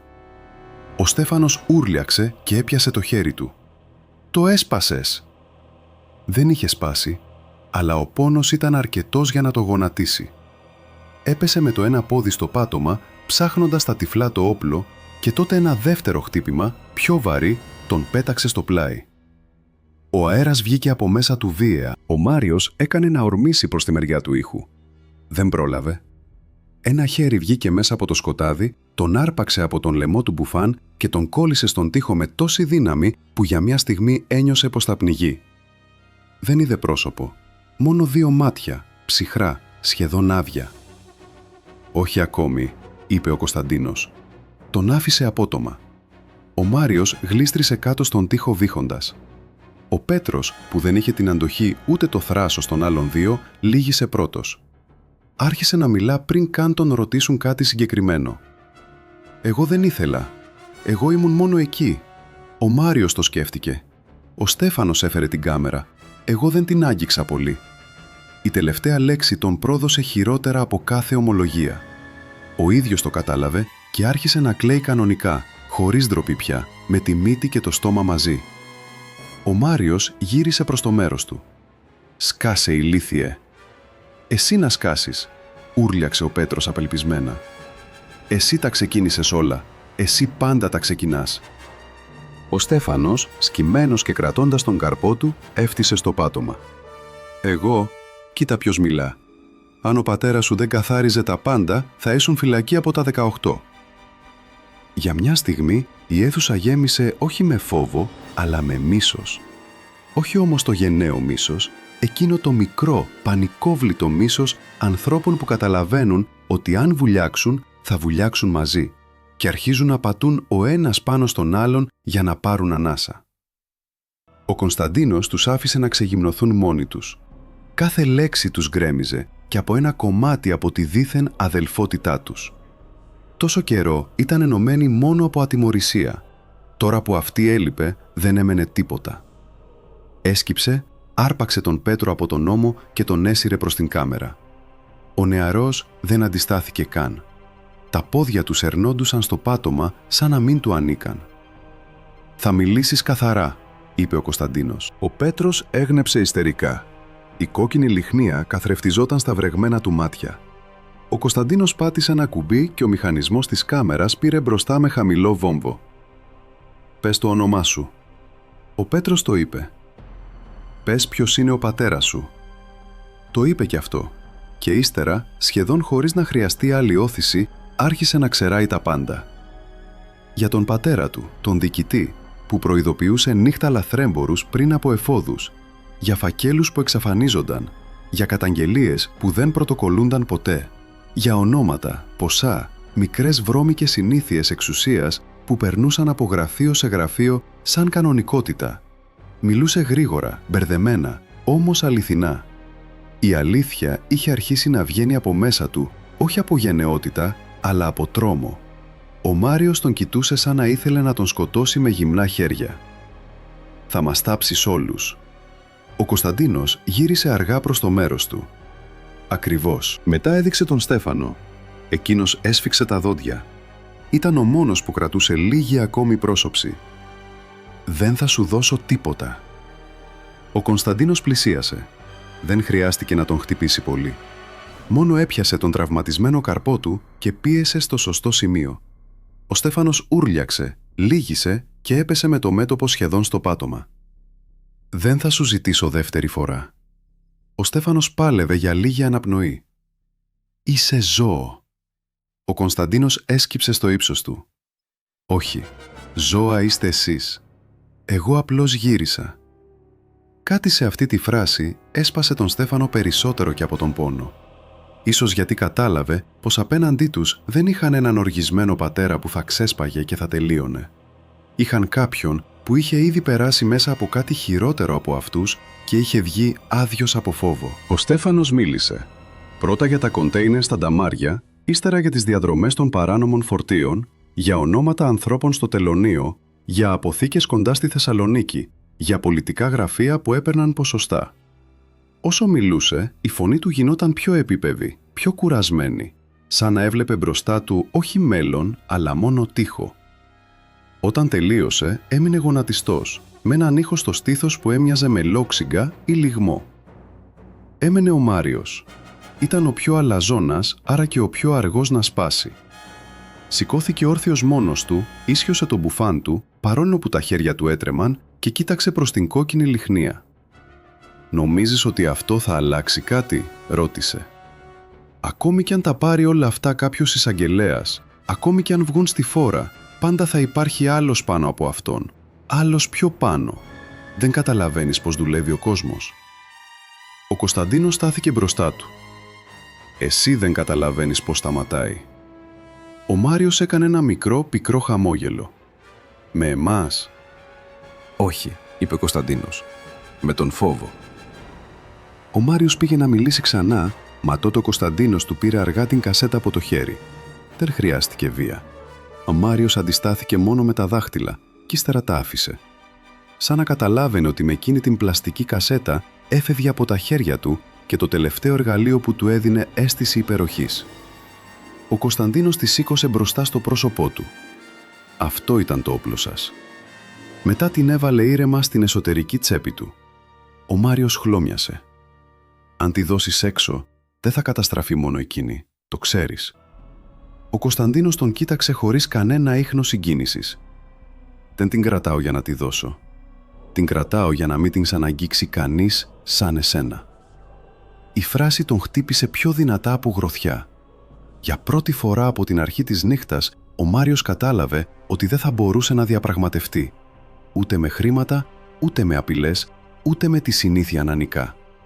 Όλα αυτά είχαν τελειώσει πριν καν φτάσουν στο βουνό. Τελικά μίλησε κι αυτός. Όχι αμέσως. Πρώτα προσπάθησε να κρατήσει λίγη αξιοπρέπεια, να διαλέξει λέξεις, να μιλήσει σαν κάποιος που συνεργάζεται και όχι σαν άνθρωπος που καταραίει. Μα η κόκκινη λιχνία της κάμερας, η κλειδωμένη πόρτα, οι δύο φίλοι του κουρελιασμένοι δίπλα του και ο Κωνσταντίνος να στέκεται ακίνητος σαν σκοτεινό μνημείο τον διέλυσαν λίγο-λίγο. Μίλησε για τον πατέρα του, για συμβόλαια δημόσιων έργων που στείνονταν πριν από τους διαγωνισμούς, για οικόπεδα που άλλαζαν χέρια κάτω από τραπέζι, για ανθρώπους που εκβιάζονταν με χρέη ή με βίντεο ή με μυστικά, για δικαστικούς που έπαιρναν διακοπές και φακέλους και στο τέλος, με φωνή σχεδόν άδεια, είπε και για την Άννα. Πώς την διάλεξαν, πώς το σχεδίασαν, πώς γέλασαν, πώς πίστεψαν ότι δεν θα συμβεί τίποτα. Όταν τελείωσε, η αίθουσα βυθίστηκε ξανά στη σιωπή. Οι τρεις τους δεν έμοιαζαν πια με γόνους ισχυρών οικογενειών. Έμοιαζαν με παιδιά που χάθηκαν σε χιονοθύελλα και κατάλαβαν πολύ αργά ότι τα ακριβά τους παλτά δεν τα ζεσταίνουν καθόλου. Ο Κωνσταντίνος σταμάτησε την κάμερα, έβγαλε την κασέτα των ομολογιών, την έβαλε σε άλλη τσέπη και έμεινε λίγο ακίνητος, κοιτάζοντάς τους έναν έναν. «Τώρα», είπε, «θα περιμένετε». Ο Πέτρος ανασήκωσε το πρόσωπό του γεμάτο δάκρυα. «Τι θα μας κάνεις?» Ο Κωνσταντίνος πήρε από τη ζώνη του πλαστικούς δεσμούς. «Τίποτα περισσότερο από ό,τι χρειάζεται». Τους έδεσε έναν γρήγορα με οικονομικές κινήσεις. Στον Πέτρο πρώτα τα χέρια, ύστερα στους αστραγάλους. Στον Στέφανο πιο σφιχτά, γιατί ακόμη έψαχνε μέσα στο σκοτάδι για κάτι να παλέψει. Στον Μάριο τελευταίο, και όταν ο νεαρός τον κοίταξε με βλέμμα μίσους και κατάρρευσης μαζί, ο Κωνσταντίνος δεν είπε τίποτα. Η σιωπή του ήταν χειρότερη από κάθε απειλή. Τους άφησε σε 3 διαφορετικά σημεία της αίθουσας. Αρκετά κοντά, ώστε να ακούει ο ένας τον άλλο. Αρκετά μακριά, ώστε να μην μπορεί κανείς να βοηθήσει κανέναν. Πριν φύγει, έσπασε ένα χημικό φωτάκι και το πέταξε στο κέντρο.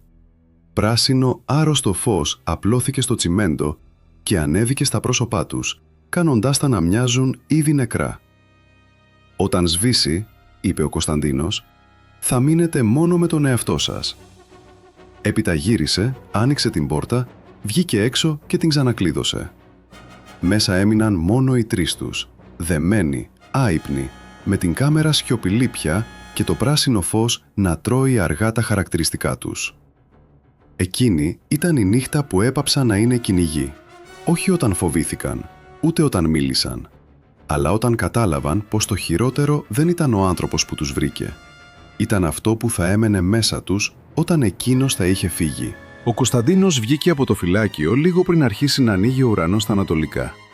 Η βροχή είχε κοπάσει, μα ο αέρας παρέμενε παγωμένος και το βουνό μύριζε βρεγμένο πεύκο, σκουριά και χώμα που μόλις είχε πιει νερό.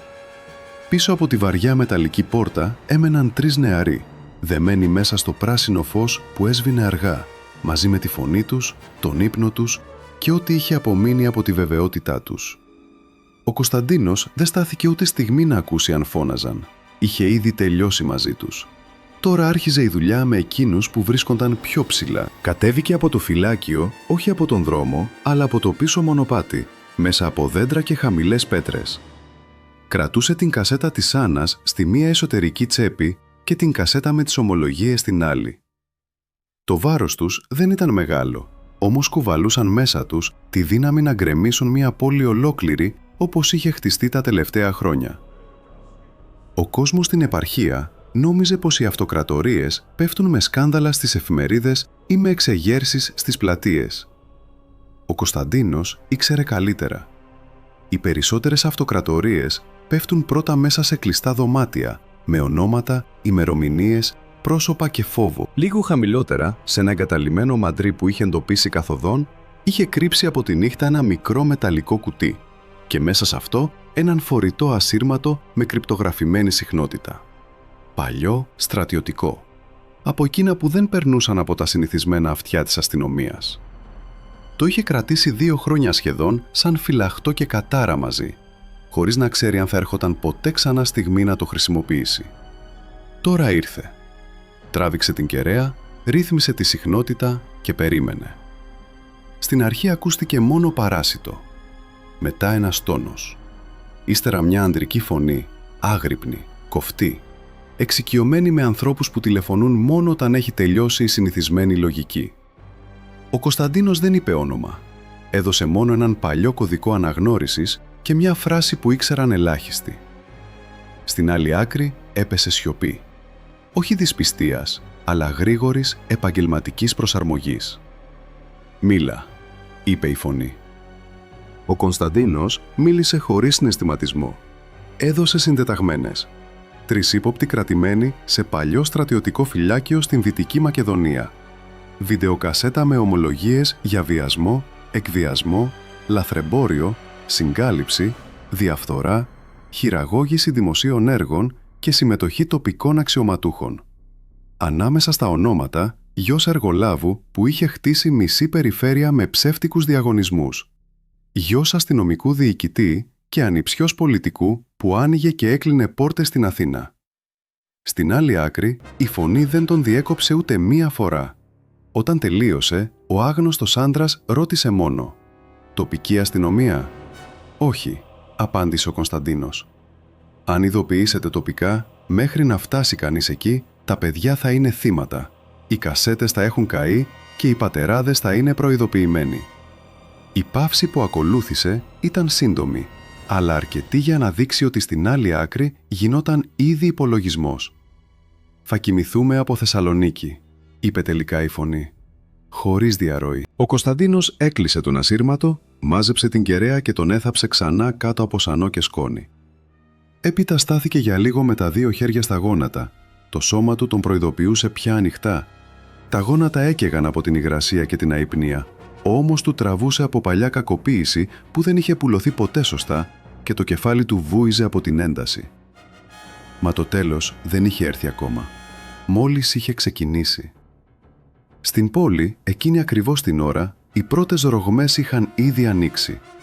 Ο πατέρας του Μάριου ξύπνησε με το τηλέφωνο να χτυπά επίμονα. Στην άλλη άκρη ήταν ο οδηγός του που έλεγε για το χαλασμένο αυτοκίνητο, για τον γκαράζ, για το χαλίκι πάνω στο κάθισμα. Ο άντρας σηκώθηκε βρίζοντας, όχι επειδή φοβήθηκε, αλλά επειδή δεν ανεχόταν τίποτα που αμφισβητούσε την αίσθηση ελέγχου του. Για χρόνια ολόκληρα έπαιζε στο ίδιο τραπέζι με δικαστές, δημάρχους, αστυνομικούς, εργολάβους και κομματικούς παράγοντες. Δεν είχε συνηθίσει να τον αγγίζει κανείς. Λίγο αργότερα δέχτηκε δεύτερο τηλεφώνημα. Η αποθήκη στα Νταμάρια δεν είχε σωθεί. Τα καλύτερα εμπορεύματα είχαν καεί και η φωτιά έβηχνε στημένη, όχι τυχαία. Εκεί το πρόσωπό του σκλήρινε. Κάλεσε αμέσως τον αστυνομικό διοικητή, τον πατέρα του Πέτρου, όμως εκείνος απάντησε πιο αργά από ό,τι συνήθως και με τόνο αλλοιωμένο από ανησυχία. Ο λόγος ήταν απλός. Ο διοικητής είχε ήδη καταλάβει ότι ο γιος του έλειπε όλη νύχτα και ότι το κινητό του δεν απαντούσε. Στην αρχή πίστεψε πως κοιμόταν μεθυσμένος σε κανένα σπίτι φίλου. Μετά θυμήθηκε τον ιδρώτα, την ευρικότητα, το βλέμμα που έφευγε. Άρχισε να ανοίγει συρτάρια στο μυαλό του που συνήθως κρατούσε κλειστά. Δεν είχε ιδέα ακόμη τι ακριβώς είχε συμβεί. Αλλά ήξερε πως ο γιος του δεν φοβόταν ποτέ χωρίς λόγο. Ο θείος του Στέφανο ήταν ο πρώτος που μίλησε ανοιχτά για ενέδρα. Δεν τον ένοιαζε το αυτοκίνητο ή το σκάνδαλο. Τον ένοιαζαν τα λεφτά. Τον ένοιαζε ότι κάποιος είχε αγγίξει την αλυσίδα εφοδιασμού του και ότι οι άνθρωποι του δεν είχαν καταλάβει τίποτα. Για τους άντρες σαν κι αυτόν, η αορατότητα του εχθρού ήταν το μεγαλύτερο πρόβλημα. Δεν ήξερες πού να ρίξεις χρήμα, πού να ρίξεις απειλή, πού να ρίξεις σφαίρα. Κανείς τους δεν ήξερε ακόμη ότι τα παιδιά τους δεν είχαν απλώς χαθεί. Είχαν μιλήσει. Στις 6:20 το πρωί, 3 οχήματα χωρίς διακριτικά ξεκίνησαν από τη Θεσσαλονίκη με εντολή να μην γίνει καμία επαφή με τοπικές αρχές. Στο πρώτο κάθονταν 2 άντρες της ειδικής υπηρεσίας και ένας εισαγγελικός λειτουργός με πρόσωπο κουρασμένο και μάτια εντελώς ξύπνια. Στο δεύτερο βρισκόταν μικρή ομάδα επιχειρησιακών. Στο τρίτο, τεχνικοί και 2 ακόμη αξιωματικοί που είχαν μάθει να δουλεύουν όταν η βρωμιά ήταν τόσο απλωμένη, ώστε το μόνο καθαρό πράγμα έπρεπε να είναι η ταχύτητα. Ο δρόμος προς τη Δυτική Μακεδονία άνοιγε αργά με ομίχλη και χαμηλό ουρανό. Μέσα στα οχήματα δεν ακούγονταν πολλές κουβέντες. Ο εισαγγελικός λειτουργός ξαναδιάβαζε τα σύντομα χειρόγραφα σημειώματα που είχε κρατήσει από την ασύρματη επικοινωνία. Ονόματα, διευθύνσεις, συγγένειες, δομή. Δεν ήταν πλήρης δικογραφία. Ήταν κάτι πιο ισχυρό. Ήταν νήμα που αν το τραβούσε σωστά θα έσερνε μαζί του ολόκληρο τον ιστό. Ο Κωνσταντίνος την ίδια ώρα είχε ήδη επιστρέψει κοντά στο σπίτι του χωρίς να μπει μέσα. Κινήθηκε από τις πίσω αυλές, πέρασε πίσω από τον παλιό φούρνο και στάθηκε στο σημείο όπου μπορούσε να δει την πόρτα τους χωρίς να φαίνεται. Η Ελένη είχε κρατήσει τις κουρτίνες κλειστές, όπως της είπε. Η Άννα δεν είχε βγει. Καλώς. Δεν ήθελε να τις πλησιάσει ακόμη. Έπρεπε πρώτα να τελειώσει το μεγαλύτερο κομμάτι. Στις 8 παρά 10, τα οχήματα από τη Θεσσαλονίκη έφτασαν στον δρόμο του βουνού. Στάθμευσαν μακριά από το φυλάκιο και οι άντρες συνέχισαν πεζή. Ο Κωνσταντίνος παρακολουθούσε από απόσταση, κρυμμένος μέσα σε μία συστάδα δέντρων. Δεν φάνηκε. Δεν χρειαζόταν. Τους είδε να μπαίνουν, να ανοίγουν τη βαριά πόρτα, να περνούν στον θάλαμο με προσοχή όπλου και επαγγελματική πειθαρχία. Λίγα λεπτά αργότερα, η πόρτα ξανά άνοιξε και οι 3 νεαροί βγήκαν δεμένοι, χλωμοί, άυπνοι, βρεγμένοι από τον υδρότα και τον φόβο. Ο Πέτρος έκλαιγε ακόμη. Ο Στέφανος παραπατούσε, με βλέμμα που πήγαινε παντού εκτός από ευθεία. Ο Μάριος προσπαθούσε να κρατήσει το κεφάλι ψηλά, αλλά είχε το βλέμμα ανθρώπου που μέσα σε μία νύχτα είχε δει το μέλλον του να κατρακυλά σε χαντάκι. Ο εισαγγελικός λειτουργός στάθηκε μπροστά τους και τους κοίταξε για λίγο χωρίς να μιλά. Ύστερα έδωσε οδηγίες. Η κάμερα και ο χώρος σφραγίστηκαν. Οι 3 οδηγήθηκαν στα οχήματα. Η επιχείρηση δεν σταματούσε εκεί. Τώρα άρχισε η παράλληλη καταιγίδα. Στην πόλη, πριν καλά προλάβει να συγκροτήσει κοινή γραμμή άμυνας, ο πατέρας του Μάριου είδε στην αυλόπορτά του να σταματά δεύτερο αυτοκίνητο χωρίς πινακίδες υπηρεσίας. Κατέβηκαν άντρες που δεν ήξερε. Αυτό ήταν το πρώτο σοκ. Οι άνθρωποι σαν εκείνον ήξεραν πάντα ποιος τους πλησιάζει. Αυτούς δεν τους ήξερε. «Τι συμβαίνει?» ρώτησε με θυμό που έκρυβε ρογμή. Η απάντηση ήρθε σύντομη. «Ένταλμα». Προσπάθησε να γελάσει. Από ποιον?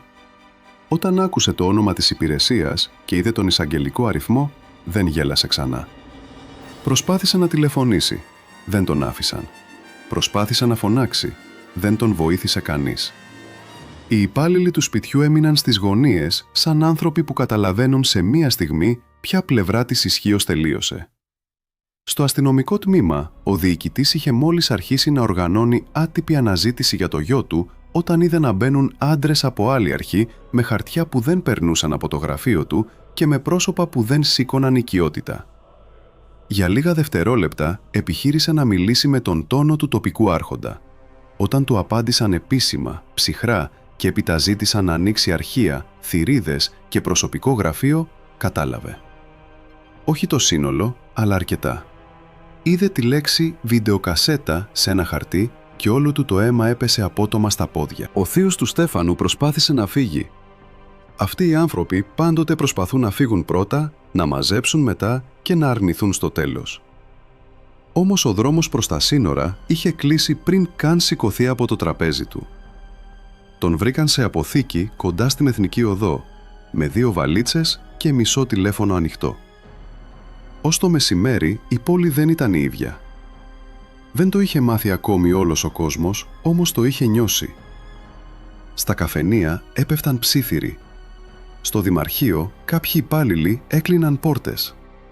Στα εργοτάξια ορισμένοι εργάτες σταμάτησαν να δουλεύουν. Για λίγο, μόνο για να κοιτάξουν προς τον δρόμο, εκεί όπου περνούσαν ασυνήθιστα αυτοκίνητα. Όταν πέφτει μια αυτοκρατορία, δεν κάνει στην αρχή τον θόρυβο που περιμένουν οι πολλοί. Κάνει έναν ήχο μικρότερο, πιο ανατριχιαστικό. Τον ήχο της βεβαιότητας που λυγίζει. Αργά το απόγευμα, σε ένα γραφείο της Θεσσαλονίκης, η κασέτα με τις ομολογίες μπήκε σε μηχάνημα προβολής. Ο εισαγγελικός λειτουργός, 2 αξιωματικοί και ένας ανακριτής την είδαν μέχρι τέλους χωρίς να μιλούν. Κάθε όνομα που έπεφτε κατέγραφε νέα κατεύθυνση. Κάθε ημερομηνία έδαινε με συμβάσεις, άδειες, αναβολές, ξαφνικές οικονομικές αναρριχήσεις. Όταν τελείωσε, κανείς δεν χρειάστηκε να πει πως το πράγμα είχε ξεπεράσει κατά πολύ μια υπόθεση 3 κακομαθημένων νεαρών. Ήταν δομή, ήταν σύστημα. Ήταν μικρή επαρχιακή αυτοκρατορία χτισμένη από χρήμα, εκβιασμό και συγγένεια. Το ίδιο βράδυ άρχισαν οι επίσημες συλλήψεις, οι κατασχέσεις, οι δεσμεύσεις λογαριασμών, οι σφραγίσεις αποθηκών και φακέλων. Ορισμένοι προσπάθησαν να τηλεφωνήσουν στην Αθήνα. Μερικοί απάντησαν στην αρχή, μετά σταμάτησαν. Άλλοι ορκίστηκαν πίστη, μετά απομακρύνθηκαν αθόρυβα. Όταν η εξουσία μυρίσει ότι κάποιος μπουλιάζει χωρίς σωτηρία, δεν του πετάει σκηνή.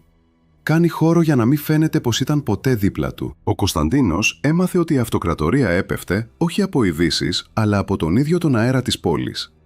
Οι δρόμοι είχαν εκείνη την παράξενη νευρικότητα που γεννιέται όταν οι άνθρωποι καταλαβαίνουν πως οι κανόνες άλλαξαν μέσα σε μία ημέρα.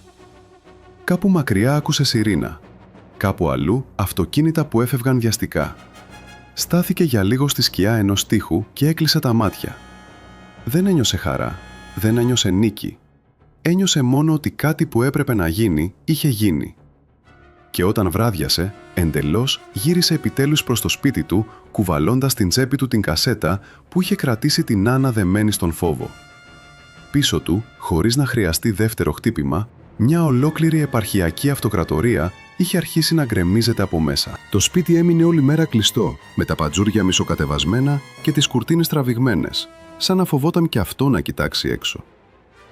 Η Ελένη περπατούσε από το ένα δωμάτιο στο άλλο χωρίς σκοπό. Έφτιαχνε τσάι, το άφηνε να κρυώνει, άγγιζε πράγματα που δεν χρειαζόταν να αγγίξει και μετά τα ξανάφηνε στη θέση τους. Η Άννα δεν είχε βγάλει το παλτό της μέχρι αργά το μεσημέρι. Καθόταν στο κρεβάτι της, τα χέρια στα γόνατα, ακούγοντας τον ήχο του δρόμου, περιμένοντας να ξεχωρίσει μέσα του το βήμα ενός μόνο ανθρώπου. Καμιά από τις δύο δεν μιλούσε πολύ. Όταν υπάρχει κάτι τόσο μεγάλο που κρέμεται πάνω από το σπίτι, οι καθημερινές λέξεις δείχνουν μικρές και γελίες. Μόνο μία φορά η Ελένη μπήκε στο δωμάτιο και ρώτησε χαμηλά αν ήθελε να φάει κάτι. Η Άννα κούνησε το κεφάλι αρνητικά. Δεν πεινούσε. Μέσα της υπήρχε μόνο μία σφιχτή αναμονή. Δεν ήξερε αν περίμενε να σωθεί, να τελειώσει ή απλώς να βεβαιωθεί ότι ο πατέρας της δεν είχε έρθει σαν θαύμα μόνο για να χαθεί ξανά την επόμενη μέρα. Απ' έξω ο κόσμος συνέχιζε. Άνοιγαν και έκλειναν πόρτες αυτοκινήτων, περνούσαν βήματα, ακούστηκε κάποτε φωνή από μακριά, ύστερα άλλη μία, πιο βιαστική. Το απόγευμα, προς τη δύση, άρχισαν να φτάνουν σκόρπια κομμάτια από την αναταραχή της πόλης. Μια γειτόνισσα που μίλησε δυνατά στην αυλή της για αστυνομίες από τη Θεσσαλονίκη. Ένας άντρας που είπε στο δρόμο ότι έπιασαν τον εργολάβο. Κάποιος άλλος που μιλούσε για τον διοικητή, για κατασχέσεις, για νταμάρια, για συλλήψεις. Όλα έφταναν στο σπίτι σπασμένα, παραμορφωμένα, σαν να έφερνε ο αέρας λέξεις και όχι πλήρεις ειδήσεις. Η Άννα δεν πλησίασε στο παράθυρο. Θυμόταν την εντολή του πατέρα της. Δεν πλησίαζε, όμως άκουγε. Και όσο άκουγε, κάτι μέσα της πάλευε ανάμεσα στην πίστη και στην καχυποψία. Ήθελε να πιστέψει πως όλα όσα είχαν γίνει τη νύχτα δεν ήταν μία πράξη τρέλας ή απελπισίας, αλλά η αρχή ενός τέλους. Μα ο τρόμος αφήνει πίσω του ένα δηλητήριο. Ακόμη και όταν ο κίνδυνος απομακρύνεται, το σώμα συνεχίζει να τον περιμένει. Όταν νύχτωσε ξανά, η Ελένη άναψε μόνο το μικρό φως της κουζίνας. Έβαλε ψωμί στο τραπέζι, λίγο τυρί, ελιές, αλλά τίποτα δεν άγγιξε κανείς. Η ώρα περνούσε αργά, σχεδόν εχθρικά. Κάποια στιγμή η Άννα σηκώθηκε και πήγε στην πόρτα. Δεν άνοιξε. Ακούμπησε μόνο το αυτί της στο ξύλο, σαν να ήθελε να ακούσει αν η νύχτα κρύβει κάτι πίσω του. Τότε ήρθαν οι 3 χτύποι. Όχι δυνατοί, όχι διστακτικοί. 3 κοφτοί, ισότιμοι χτύποι. Ακριβώς όπως είχε πει. Η Ελένη πάγωσε. Η Άννα γύρισε και την κοίταξε. Καμία δεν μίλησε. Η μητέρα πλησίασε αργά, έβγαλε τον σύρτη, ξεκλείδωσε και άνοιξε. Ο Κωνσταντίνος στεκόταν στην πόρτα με το ίδιο μπουφάν, πιο βαρύ από τη βροχή, τη σκόνη και τη νύχτα που είχε περάσει. Στο πρόσωπό του υπήρχε κούραση, βαθιά, παλιά και φρέσκια μαζί. Τα μάτια του όμως ήταν καθαρά, ζωντανά ή, πιο σωστά, παρόντα. Μπήκε χωρίς να πει τίποτα. Η Ελένη έκλεισε πίσω του. Για μια στιγμή, κανείς δεν ήξερε ποια λέξη έπρεπε να υποθεί πρώτη. Πώς υποδέχεσαι έναν άνθρωπο που επέστρεψε από τον θάνατο και μέσα σε μία μέρα γκρέμισε ό,τι σε τρόμαζε? Πώς ρωτάς τι συνέβη όταν φοβάσαι και την απάντηση και τη σιωπή της? Ο Κωνσταντίνος έβγαλε αργά το μπουφάν του. Από μέσα, από την εσωτερική αριστερή τσέπη, τράβηξε μία μαύρη βιντεοκασέτα. Το δωμάτιο πάγωσε. Η Άννα δεν κατάλαβε στην αρχή ότι είχε σταματήσει να αναπνέει. Τα μάτια της καρφώθηκαν στην πλαστική επιφάνεια, στις 2 κυκλικές διαφανείς οπές, στο σκούρο σώμα που έμοιαζε τόσο κοινό και τόσο φρικτό μαζί. Ήταν μικρή, απλή. Θα μπορούσε να περιέχει οικογενειακή γιορτή, γάμο, βαφτίσια, διακοπές. Αντί για αυτά, περιείχε μια νύχτα που είχε προσπαθήσει από το πρωί να σπρώξει όσο πιο βαθιά μπορούσε έξω από τη συνείδησή της. Ο Κωνσταντίνος την πλησίασε. Δεν της την έδωσε αμέσως. Στάθηκε μπροστά της, αρκετά κοντά, ώστε να βλέπει κάθε αλλαγή στην αναπνοή της. «Αυτή είναι?» ρώτησε. Η Άννα έγνεψε μία φορά. «Το πρωτότυπο?» Έγνεψε ξανά. Δεν ήξερε πώς το ήξερε, αλλά το ήξερε.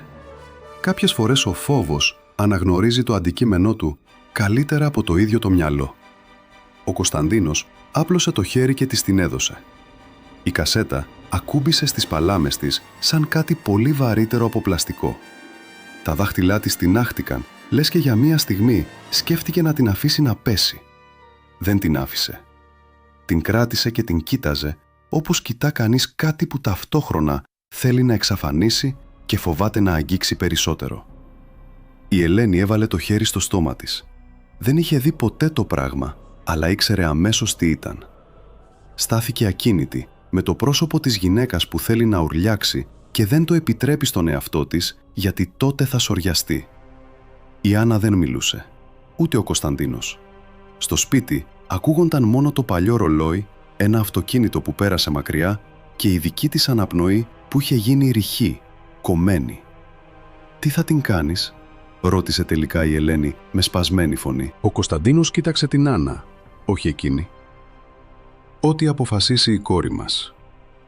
Η Άννα σήκωσε τα μάτια προς το μέρος του. Για λίγες ώρες είχε νιώσει σαν παιδί χαμένο, σαν σώμα που περιμένει να το προστατεύσουν. Εκείνη τη στιγμή κατάλαβε πως ο πατέρας της δεν της επέστρεφε μόνο την ασφάλεια. Της επέστρεφε και κάτι άλλο. Την επιλογή. Το δικαίωμα να μην είναι πια το αντικείμενο γύρω από το οποίο κινούνται αποφάσεις άλλων. Κοίταξε την κασέτα. Ύστερα το μαχαίρι. Το ίδιο στρατιωτικό μαχαίρι που είχε αφήσει εκείνος στο τραπέζι την προηγούμενη νύχτα. Το είδε ακουμπισμένο δίπλα στο ψωμί, σαν εργαλείο ξένο μέσα στην κουζίνα και ταυτόχρονα σαν το μόνο πράγμα που τέριαζε απολύτως σε εκείνο το σπίτι. Το πήρε στα χέρια της. Η Ελένη ψιθύρισε το όνομά της, μα δεν έκανε βήμα να τη σταματήσει. Η Άννα τοποθέτησε την κασέτα πάνω στο τραπέζι. Το χέρι της έτρεμε, όχι από αδυναμία, αλλά από την ένταση εκείνων των δευτερολέπτων, όπου ο άνθρωπος καταλαβαίνει ότι θα κάνει κάτι οριστικό. Σήκωσε το μαχαίρι. Για μια στιγμή δίστασε. Η εικόνα του κόκκινου φωτακίου της κάμερας στο φυλάκιο άστραψε στο μυαλό της τόσο έντονα που ένιωσε ξανά την υγρασία, τη φρίκη, το αίσθημα ότι το δέρμα της δεν της ανήκει. Τότε κατέβασε τη λεπίδα. Το πλαστικό έσπασε με ξηρό, φτηνό ήχο. Όχι δραματικό, όχι ηρωικό. Ένα ήχο σχεδόν γελίων. Η Άννα κοίταξε το ράγισμα και ξαναχτύπησε. Και ξανά. Την τρίτη φορά η κασέτα έσπασε εντελώς. Τα κομμάτια άνοιξαν σαν μαύρο κέλυφος και η μαγνητική ταινία άρχισε να ξεχύνεται έξω, λεπτή, γυαλιστερή, σκούρα σαν βρεγμένη τρίχα. Η Άννα άφησε το μαχαίρι και άρπαξε την ταινία με τα δύο χέρια. Την τράβηξε απότομα. Η κορδέλα βγήκε με αντίσταση, ύστερα με μανία. Μπλέχτηκε γύρω από τα δάχτυλά της, κόλλησε στους καρπούς της, έπεσε στο πάτωμα σαν νεκρό φίδι. Την ξανατράβηξε, την έσπασε, την έκανε κουβάρι, τη μάδισε ξανά. Κάθε κίνηση ήταν πιο γρήγορη από την προηγούμενη, πιο άγρια, λιγότερο ελεγχόμενη. Δεν έκλαιγε ακόμη. Το πρόσωπό της είχε γίνει σκληρό, τα δόντια της σφιγμένα. Η Ελένη έκανε ένα βήμα προς το μέρος της, ύστερα σταμάτησε. Ο Κωνσταντίνος έμεινε εκεί που στεκόταν, ακίνητος. Ήξερε πως υπήρχαν πράγματα που κανείς δεν μπορούσε να κάνει αντί για εκείνη. Ούτε πατέρας, ούτε μάνα, ούτε άντρας οπλισμένος, ούτε εισαγγελέας, ούτε Θεός.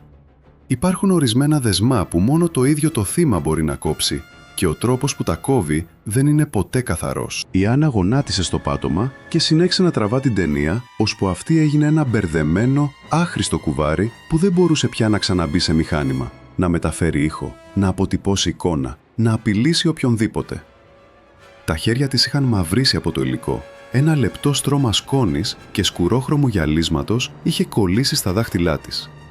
Κρατούσε το κουβάρι μπροστά της και το κοιτούσε σαν να περίμενε ακόμη να δει πάνω του τη σκιά εκείνης της νύχτας. Τότε έκλαψε. Όχι όπως είχε κλάψει όταν ο πατέρας της είχε ξαναμπεί στη ζωή της. Όχι από κατάρρευση. Ήταν κλάμα βαθύ, κομμένο, βίαιο, σαν να έβγαινε μαζί του κάτι δηλητηριασμένο που είχε μείνει μέσα της μια ολόκληρη μέρα και μια ολόκληρη ζωή μαζί. Η Ελένη έσκυψε πρώτη και την αγκάλιασε. Η Άννα δεν αντιστάθηκε. Έμεινε έτσι, μισή στα γόνατα, μισή πάνω στη μητέρα της, με τα κομμάτια της κασέτας σκορπισμένα γύρω τους. Ο Κωνσταντίνος της κοίταξε για ώρα χωρίς να πλησιάσει. Στο πρόσωπό του δεν υπήρχε ανακούφιση, μα κάτι διαφορετικό. Σαν άνθρωπος που βλέπει μια αιμορραγία να σταματά, ξέροντας πως η πληγή παραμένει βαθιά, αλλά τουλάχιστον το αίμα δεν χάνεται άλλο. Όταν η Άννα ηρέμησε λίγο, σήκωσε το κεφάλι της. Τα μάτια της ήταν κατακόκκινα. Κοίταξε τον πατέρα της. «Τελείωσε?» Ο Κωνσταντίνος δεν της είπε ψέματα. Αυτό τελείωσε. Η ειλικρίνεια εκείνης της απάντησης την πόνεσε και την ηρέμησε μαζί. Δεν υπήρχε υπόσχεση ότι όλα θα γίνονταν ξαφνικά καθαρά. Δεν υπήρχε παραμύθι. Υπήρχε μόνο η αλήθεια.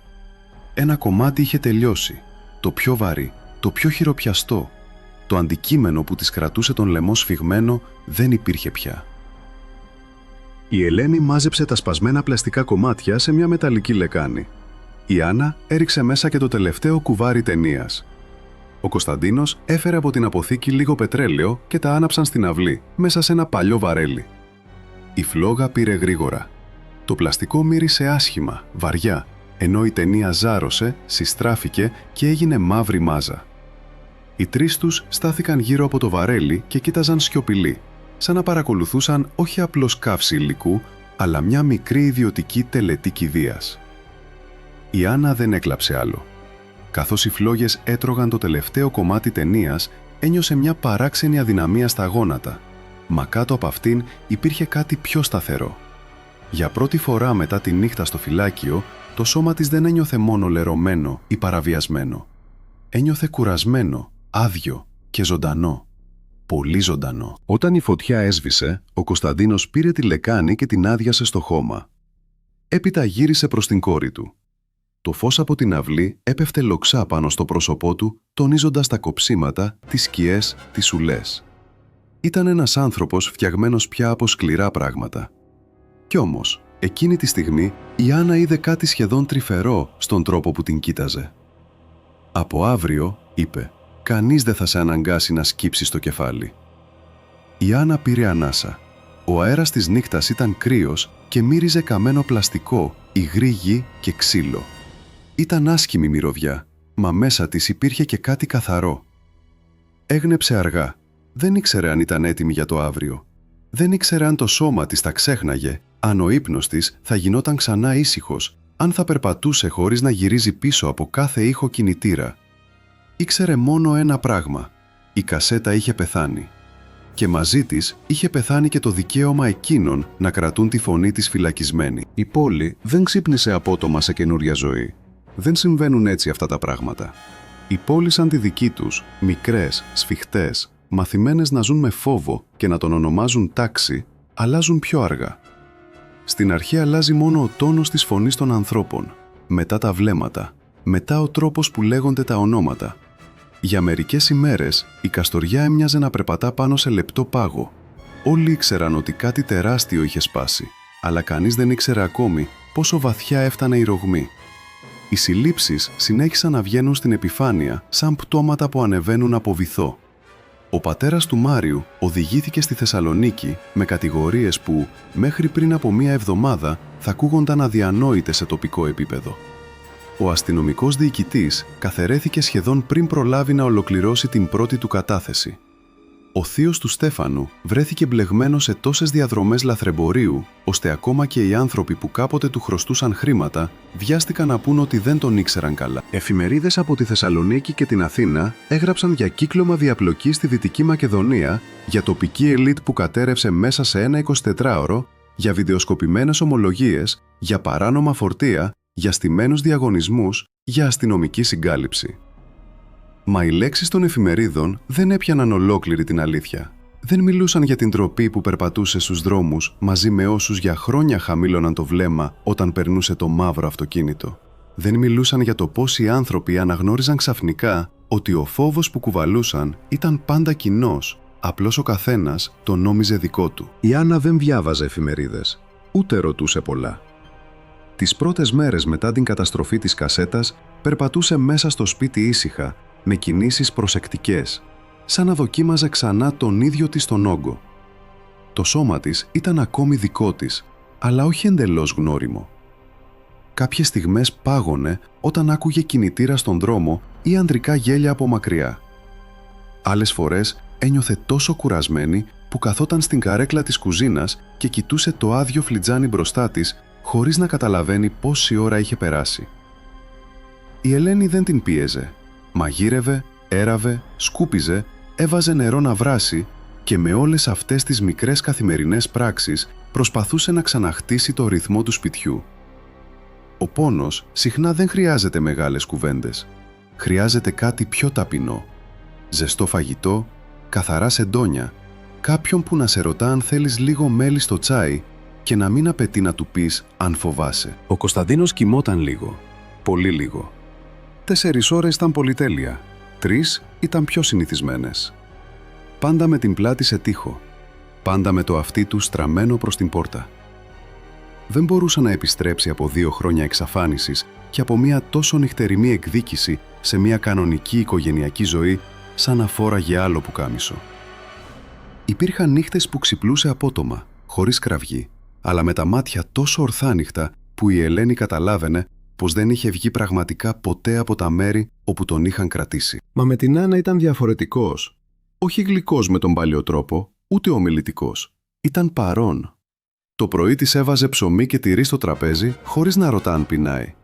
Το βράδυ έβγαινε στην αυλή και έμενε εκεί λίγα λεπτά παραπάνω, ακούγοντας τη γειτονιά πριν ξαναμπεί. Κάποτε της άφησε ένα μικρό φακό στο κομοδίνο χωρίς εξήγηση. Μια άλλη φορά της έδειξε πώς να στέκεται σωστά όταν νιώθει ότι θα καταρρεύσει από πανικό. Να λυγίζει ελαφρά τα γόνατα, να κρατάει τους ώμους χαμηλά, να μετράει 4 αναπνοές προς τα μέσα και 6 προς τα έξω. Δεν το παρουσίαζε σαν στοργή, το παρουσίαζε σαν γνώση. Και εκείνη δεχόταν τη γνώση επειδή μέσα της καταλάβαινε ότι ήταν ο μόνος τρόπος που ήξερε πια να αγαπά.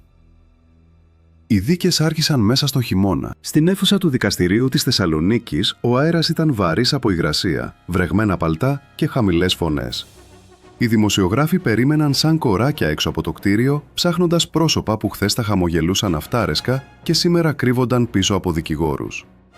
Ο Μάριος μπήκε πρώτος, αδύνατος πια, ξυρισμένος, με τα χέρια μπροστά και μάτια που απέφευγαν κάθε φακό.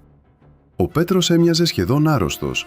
Ο Στέφανος είχε χάσει το παράστημα του ανθρώπου που νομίζει πως το σώμα του είναι αρκετό για να λύνει τα προβλήματα. Η Άννα δεν ήθελε να πάει. Δεν ήθελε να τους ξαναδεί, ούτε να νιώσει την ανάσα της αίθουσας, τις ματιές των ξένων, τη χοντρή δικαστική γλώσσα να βάζει λέξεις πάνω σε εκείνο που δεν είχε λέξεις. Ο Κωνσταντίνος δεν την πίεσε. Της είπε μόνο πως αν δεν πάει, δεν θα είναι δειλία. Αν πάει, δεν θα είναι υποχρέωση. Θα είναι επιλογή. Και η επιλογή έπρεπε να γίνει δική της. Τελικά πήγε. Κάθισε πίσω, μακριά από τα μπροστινά έδρανα, με τη μητέρα της δίπλα και τον πατέρα της λίγο πιο πίσω. Δεν κοίταξε τους κατηγορούμενους στην αρχή. Κοίταξε το ξύλινο κάγκελο, τις σελίδες που γύριζαν, τα χέρια ενός κλητήρα, το φως πάνω στο πάτωμα. Όταν όμως ακούστηκε το όνομά της, το κεφάλι της σηκώθηκε μόνο του. Οι τρεις νέοι δεν γύρισαν αμέσως να την κοιτάξουν. Και όταν τελικά γύρισαν, δεν υπήρχε στο βλέμμα τους τίποτε από τη βεβαιότητα εκείνης της νύχτας. Υπήρχε μόνο ένας φόβος, βαθύς, στεγνός, μόνιμος. Ήξεραν ότι η παρουσία της εκεί αρκούσε για να τους υπενθυμίσει όχι μόνο τι έκαναν, αλλά και πώς βρέθηκαν από την κορυφή στο πάτωμα. Η κασέτα με τις ομολογίες έπαιξε και κλεισμένων των θυρών μπροστά στους δικαστές και στους συνηγόρους. Οι δικηγόροι προσπάθησαν να μιλήσουν για πίεση, για παράνομη λήψη, για ψυχολογική αστάθεια, για νεαρό της ηλικίας, για υπερβολή, για οτιδήποτε θα μπορούσε να μετατρέψει τέρατα σε παρεξηγημένα παιδιά. Μα η αλυσίδα ήταν πια πολύ δεμένη. Οι ομολογίες έδαιναν με λογαριασμούς, με έγγραφα, με κατασχέσεις, με καταθέσεις άλλων, με ημερομηνίες και στοιχεία που κανείς δεν μπορούσε να ξεράσει έτσι στον αέρα αν δεν ήταν αλήθεια. Οι ποινές ήρθαν βαριές, όχι μόνο για το έγκλημα σε βάρος της Άννας, αλλά για όλο το οικοδόμημα που ξεσκεπάστηκε πίσω τους. Οι ισχυροί συγγενείς τους έχασαν όχι απλώς αξιώματα, αλλά το σημαντικότερο νόμισμα που είχαν, την εικόνα του ακατάβλητου. Και όταν αυτή η εικόνα σπάει δημόσια, κανένα χρήμα δεν τη μαζεύει ξανά όπως ήταν. Μετά τη δίκη, ο κόσμος δεν έγινε ξαφνικά δίκαιος. Οι δρόμοι παρέμειναν οι ίδιοι. Οι άντρες στα καφενεία εξακολουθούσαν να μιλούν δυνατά. Κάποια σκυλιά εξακολουθούσαν να γαυγίζουν τη νύχτα. Κάποιοι πολιτικοί βρήκαν νέους τρόπους να συνεχίσουν, με νέα ονόματα και πιο προσεκτικά βήματα. Ο Κωνσταντίνος δεν πίστευε σε κάθαρση οριστική. Πίστευε μόνο σε μάχες που πρέπει να δίνονται όταν έρχονται. Η Άννα γύρισε σιγά σιγά στο φαρμακείο. Την πρώτη μέρα στάθηκε μπροστά στο ρολό και χρειάστηκε να κλείσει τα μάτια της για να μπει.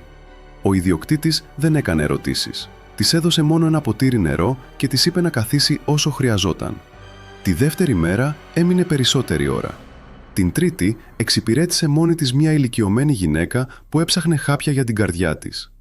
Στο τέλος της εβδομάδας κατάλαβε ότι το χέρι της δεν έτρεμε πια όταν άνοιγε το ταμείο. Δεν θεραπευόταν με ευθεία γραμμή. Υπήρχαν βράδια που ξυπνούσε ιδρωμένη, βέβαιη πως έβλεπε ξανά κόκκινο φως να αναβοσβήνει σε σκοτεινό δωμάτιο. Υπήρχαν πρωινά που ο ήχος μιας μηχανής την πάγωνε, μα τώρα, όταν πάγωνε, ήξερε και πώς να επιστρέψει. Έβαζε τα πόδια της στο πάτωμα, μετρούσε ανάσες, άκουγε το σπίτι, τη μητέρα της στην κουζίνα, το κούμπομα του τσαγιού, το βήμα του πατέρα της στην αυλή. Ο Κωνσταντίνος έμενε συχνά εκεί, στην αυλή, ή δίπλα στο παράθυρο, με μια κούπα μαύρο τσάι που κρύωνε αργά στα χέρια του. Δεν ήταν άνθρωπος που ξανά γίνε εύκολα οικογενειάρχης. Δεν άρχισε να γελά δυνατά, ούτε να μιλά για τα 2 χρόνια που χάθηκαν. Υπήρχαν δωμάτια μέσα του που έμεναν κλειστά. Η Ελένη το ήξερε και δεν προσπαθούσε να τα παραβιάσει. Είχαν μάθει και εκείνοι να ζουν με ό,τι επιστρέφει από τον πόλεμο, χωρίς ποτέ να γυρίζει ολόκληρο. Κάποτε, ένα βράδυ προς το τέλος του χειμώνα, η Άννα βγήκε στην αυλή με μια κουβέρτα στους ώμους. Ο ουρανός ήταν καθαρός και το κρύο τόσο κοφτερό που η ανάσα γινόταν άσπρη. Ο πατέρας της στεκόταν δίπλα στο χαμηλό μαντρότυχο και κοιτούσε τον δρόμο. Όχι επειδή περίμενε κάτι συγκεκριμένο, επειδή έτσι είχε μάθει να ζει. Η Άννα στάθηκε δίπλα του. «Τελείωσες τα αλήθεια?» τον ρώτησε. Ο Κωνσταντίνος έμεινε για λίγο σιωπηλός. «Όχι όπως το εννοούν οι άνθρωποι», είπε τελικά. «Αυτοί τιμωρήθηκαν. Αυτό έγινε. Μα τέτοιοι άνθρωποι θα υπάρχουν πάντα, με άλλα πρόσωπα, άλλα ονόματα, άλλα σπίτια». Η Άννα χαμήλωσε το βλέμμα στο χώμα. «Τότε τι αλλάζει?» Ο Κωνσταντίνος γύρισε και την κοίταξε. Στο πρόσωπό του, σκαμμένο από ουλές, σιωπές και χαμένες νύχτες, υπήρχε κάτι παράδοξα σταθερό. Αλλάζει ότι μία φορά έμαθαν πως δεν μπορούν να κάνουν τα πάντα χωρίς να έρθει κάποιος πίσω τους. Η Άννα σκέφτηκε τη φράση. Έπειτα σήκωσε το βλέμμα της και κοίταξε τον δρόμο μαζί του. Το χωριό ήταν ήσυχο. Στα παράθυρα κάποιων σπιτιών έκαιγαν μικρά φώτα. Κάπου ένα σκύλος γάβγισε μία φορά και σώπασε. Για πρώτη φορά δεν ένιωσε ότι αυτή η ησυχία έκρυβε μόνο απειλή. Έκρυβε και επαγρύπνηση. Κάποιον που είχε δει το χειρότερο και στεκόταν ακόμη όρθιος. Δεν χρειαζόταν να υποθούν περισσότερα. Ορισμένες σχέσεις, όταν έχουν περάσει μέσα από φωτιά, δεν επιστρέφουν στην αθωότητα. Μετατρέπονται σε κάτι άλλο. Σε υπόσχεση χωρίς διακήρυξη. Σε γνώση. Σε σκιά που δεν φεύγει. Κι έτσι, όσο περνούσαν οι μήνες, η Άννα έμαθε να ζει ξανά. Όχι όπως πριν. Ποτέ όπως πριν. Αλλά με μια νέα, πιο σκληρή βεβαιότητα. Ότι ο φόβος δεν εξαφανίζεται. Μα μπορεί να πάψει να κυβερνά. Ότι το κακό δεν τελειώνει. Μα μπορεί να συναντήσει αντίσταση. Και ότι, μερικές φορές, πίσω από έναν άνθρωπο στέκεται κάτι που δεν φαίνεται αμέσως. Μια σκιά. Όχι για να τον τρομάζει, αλλά για να θυμίζει σε όσους πλησιάζουν από το σκοτάδι ότι αυτή τη φορά, πίσω από το θύμα, υπάρχει κάποιος που δεν θα αργήσει να γυρίσει.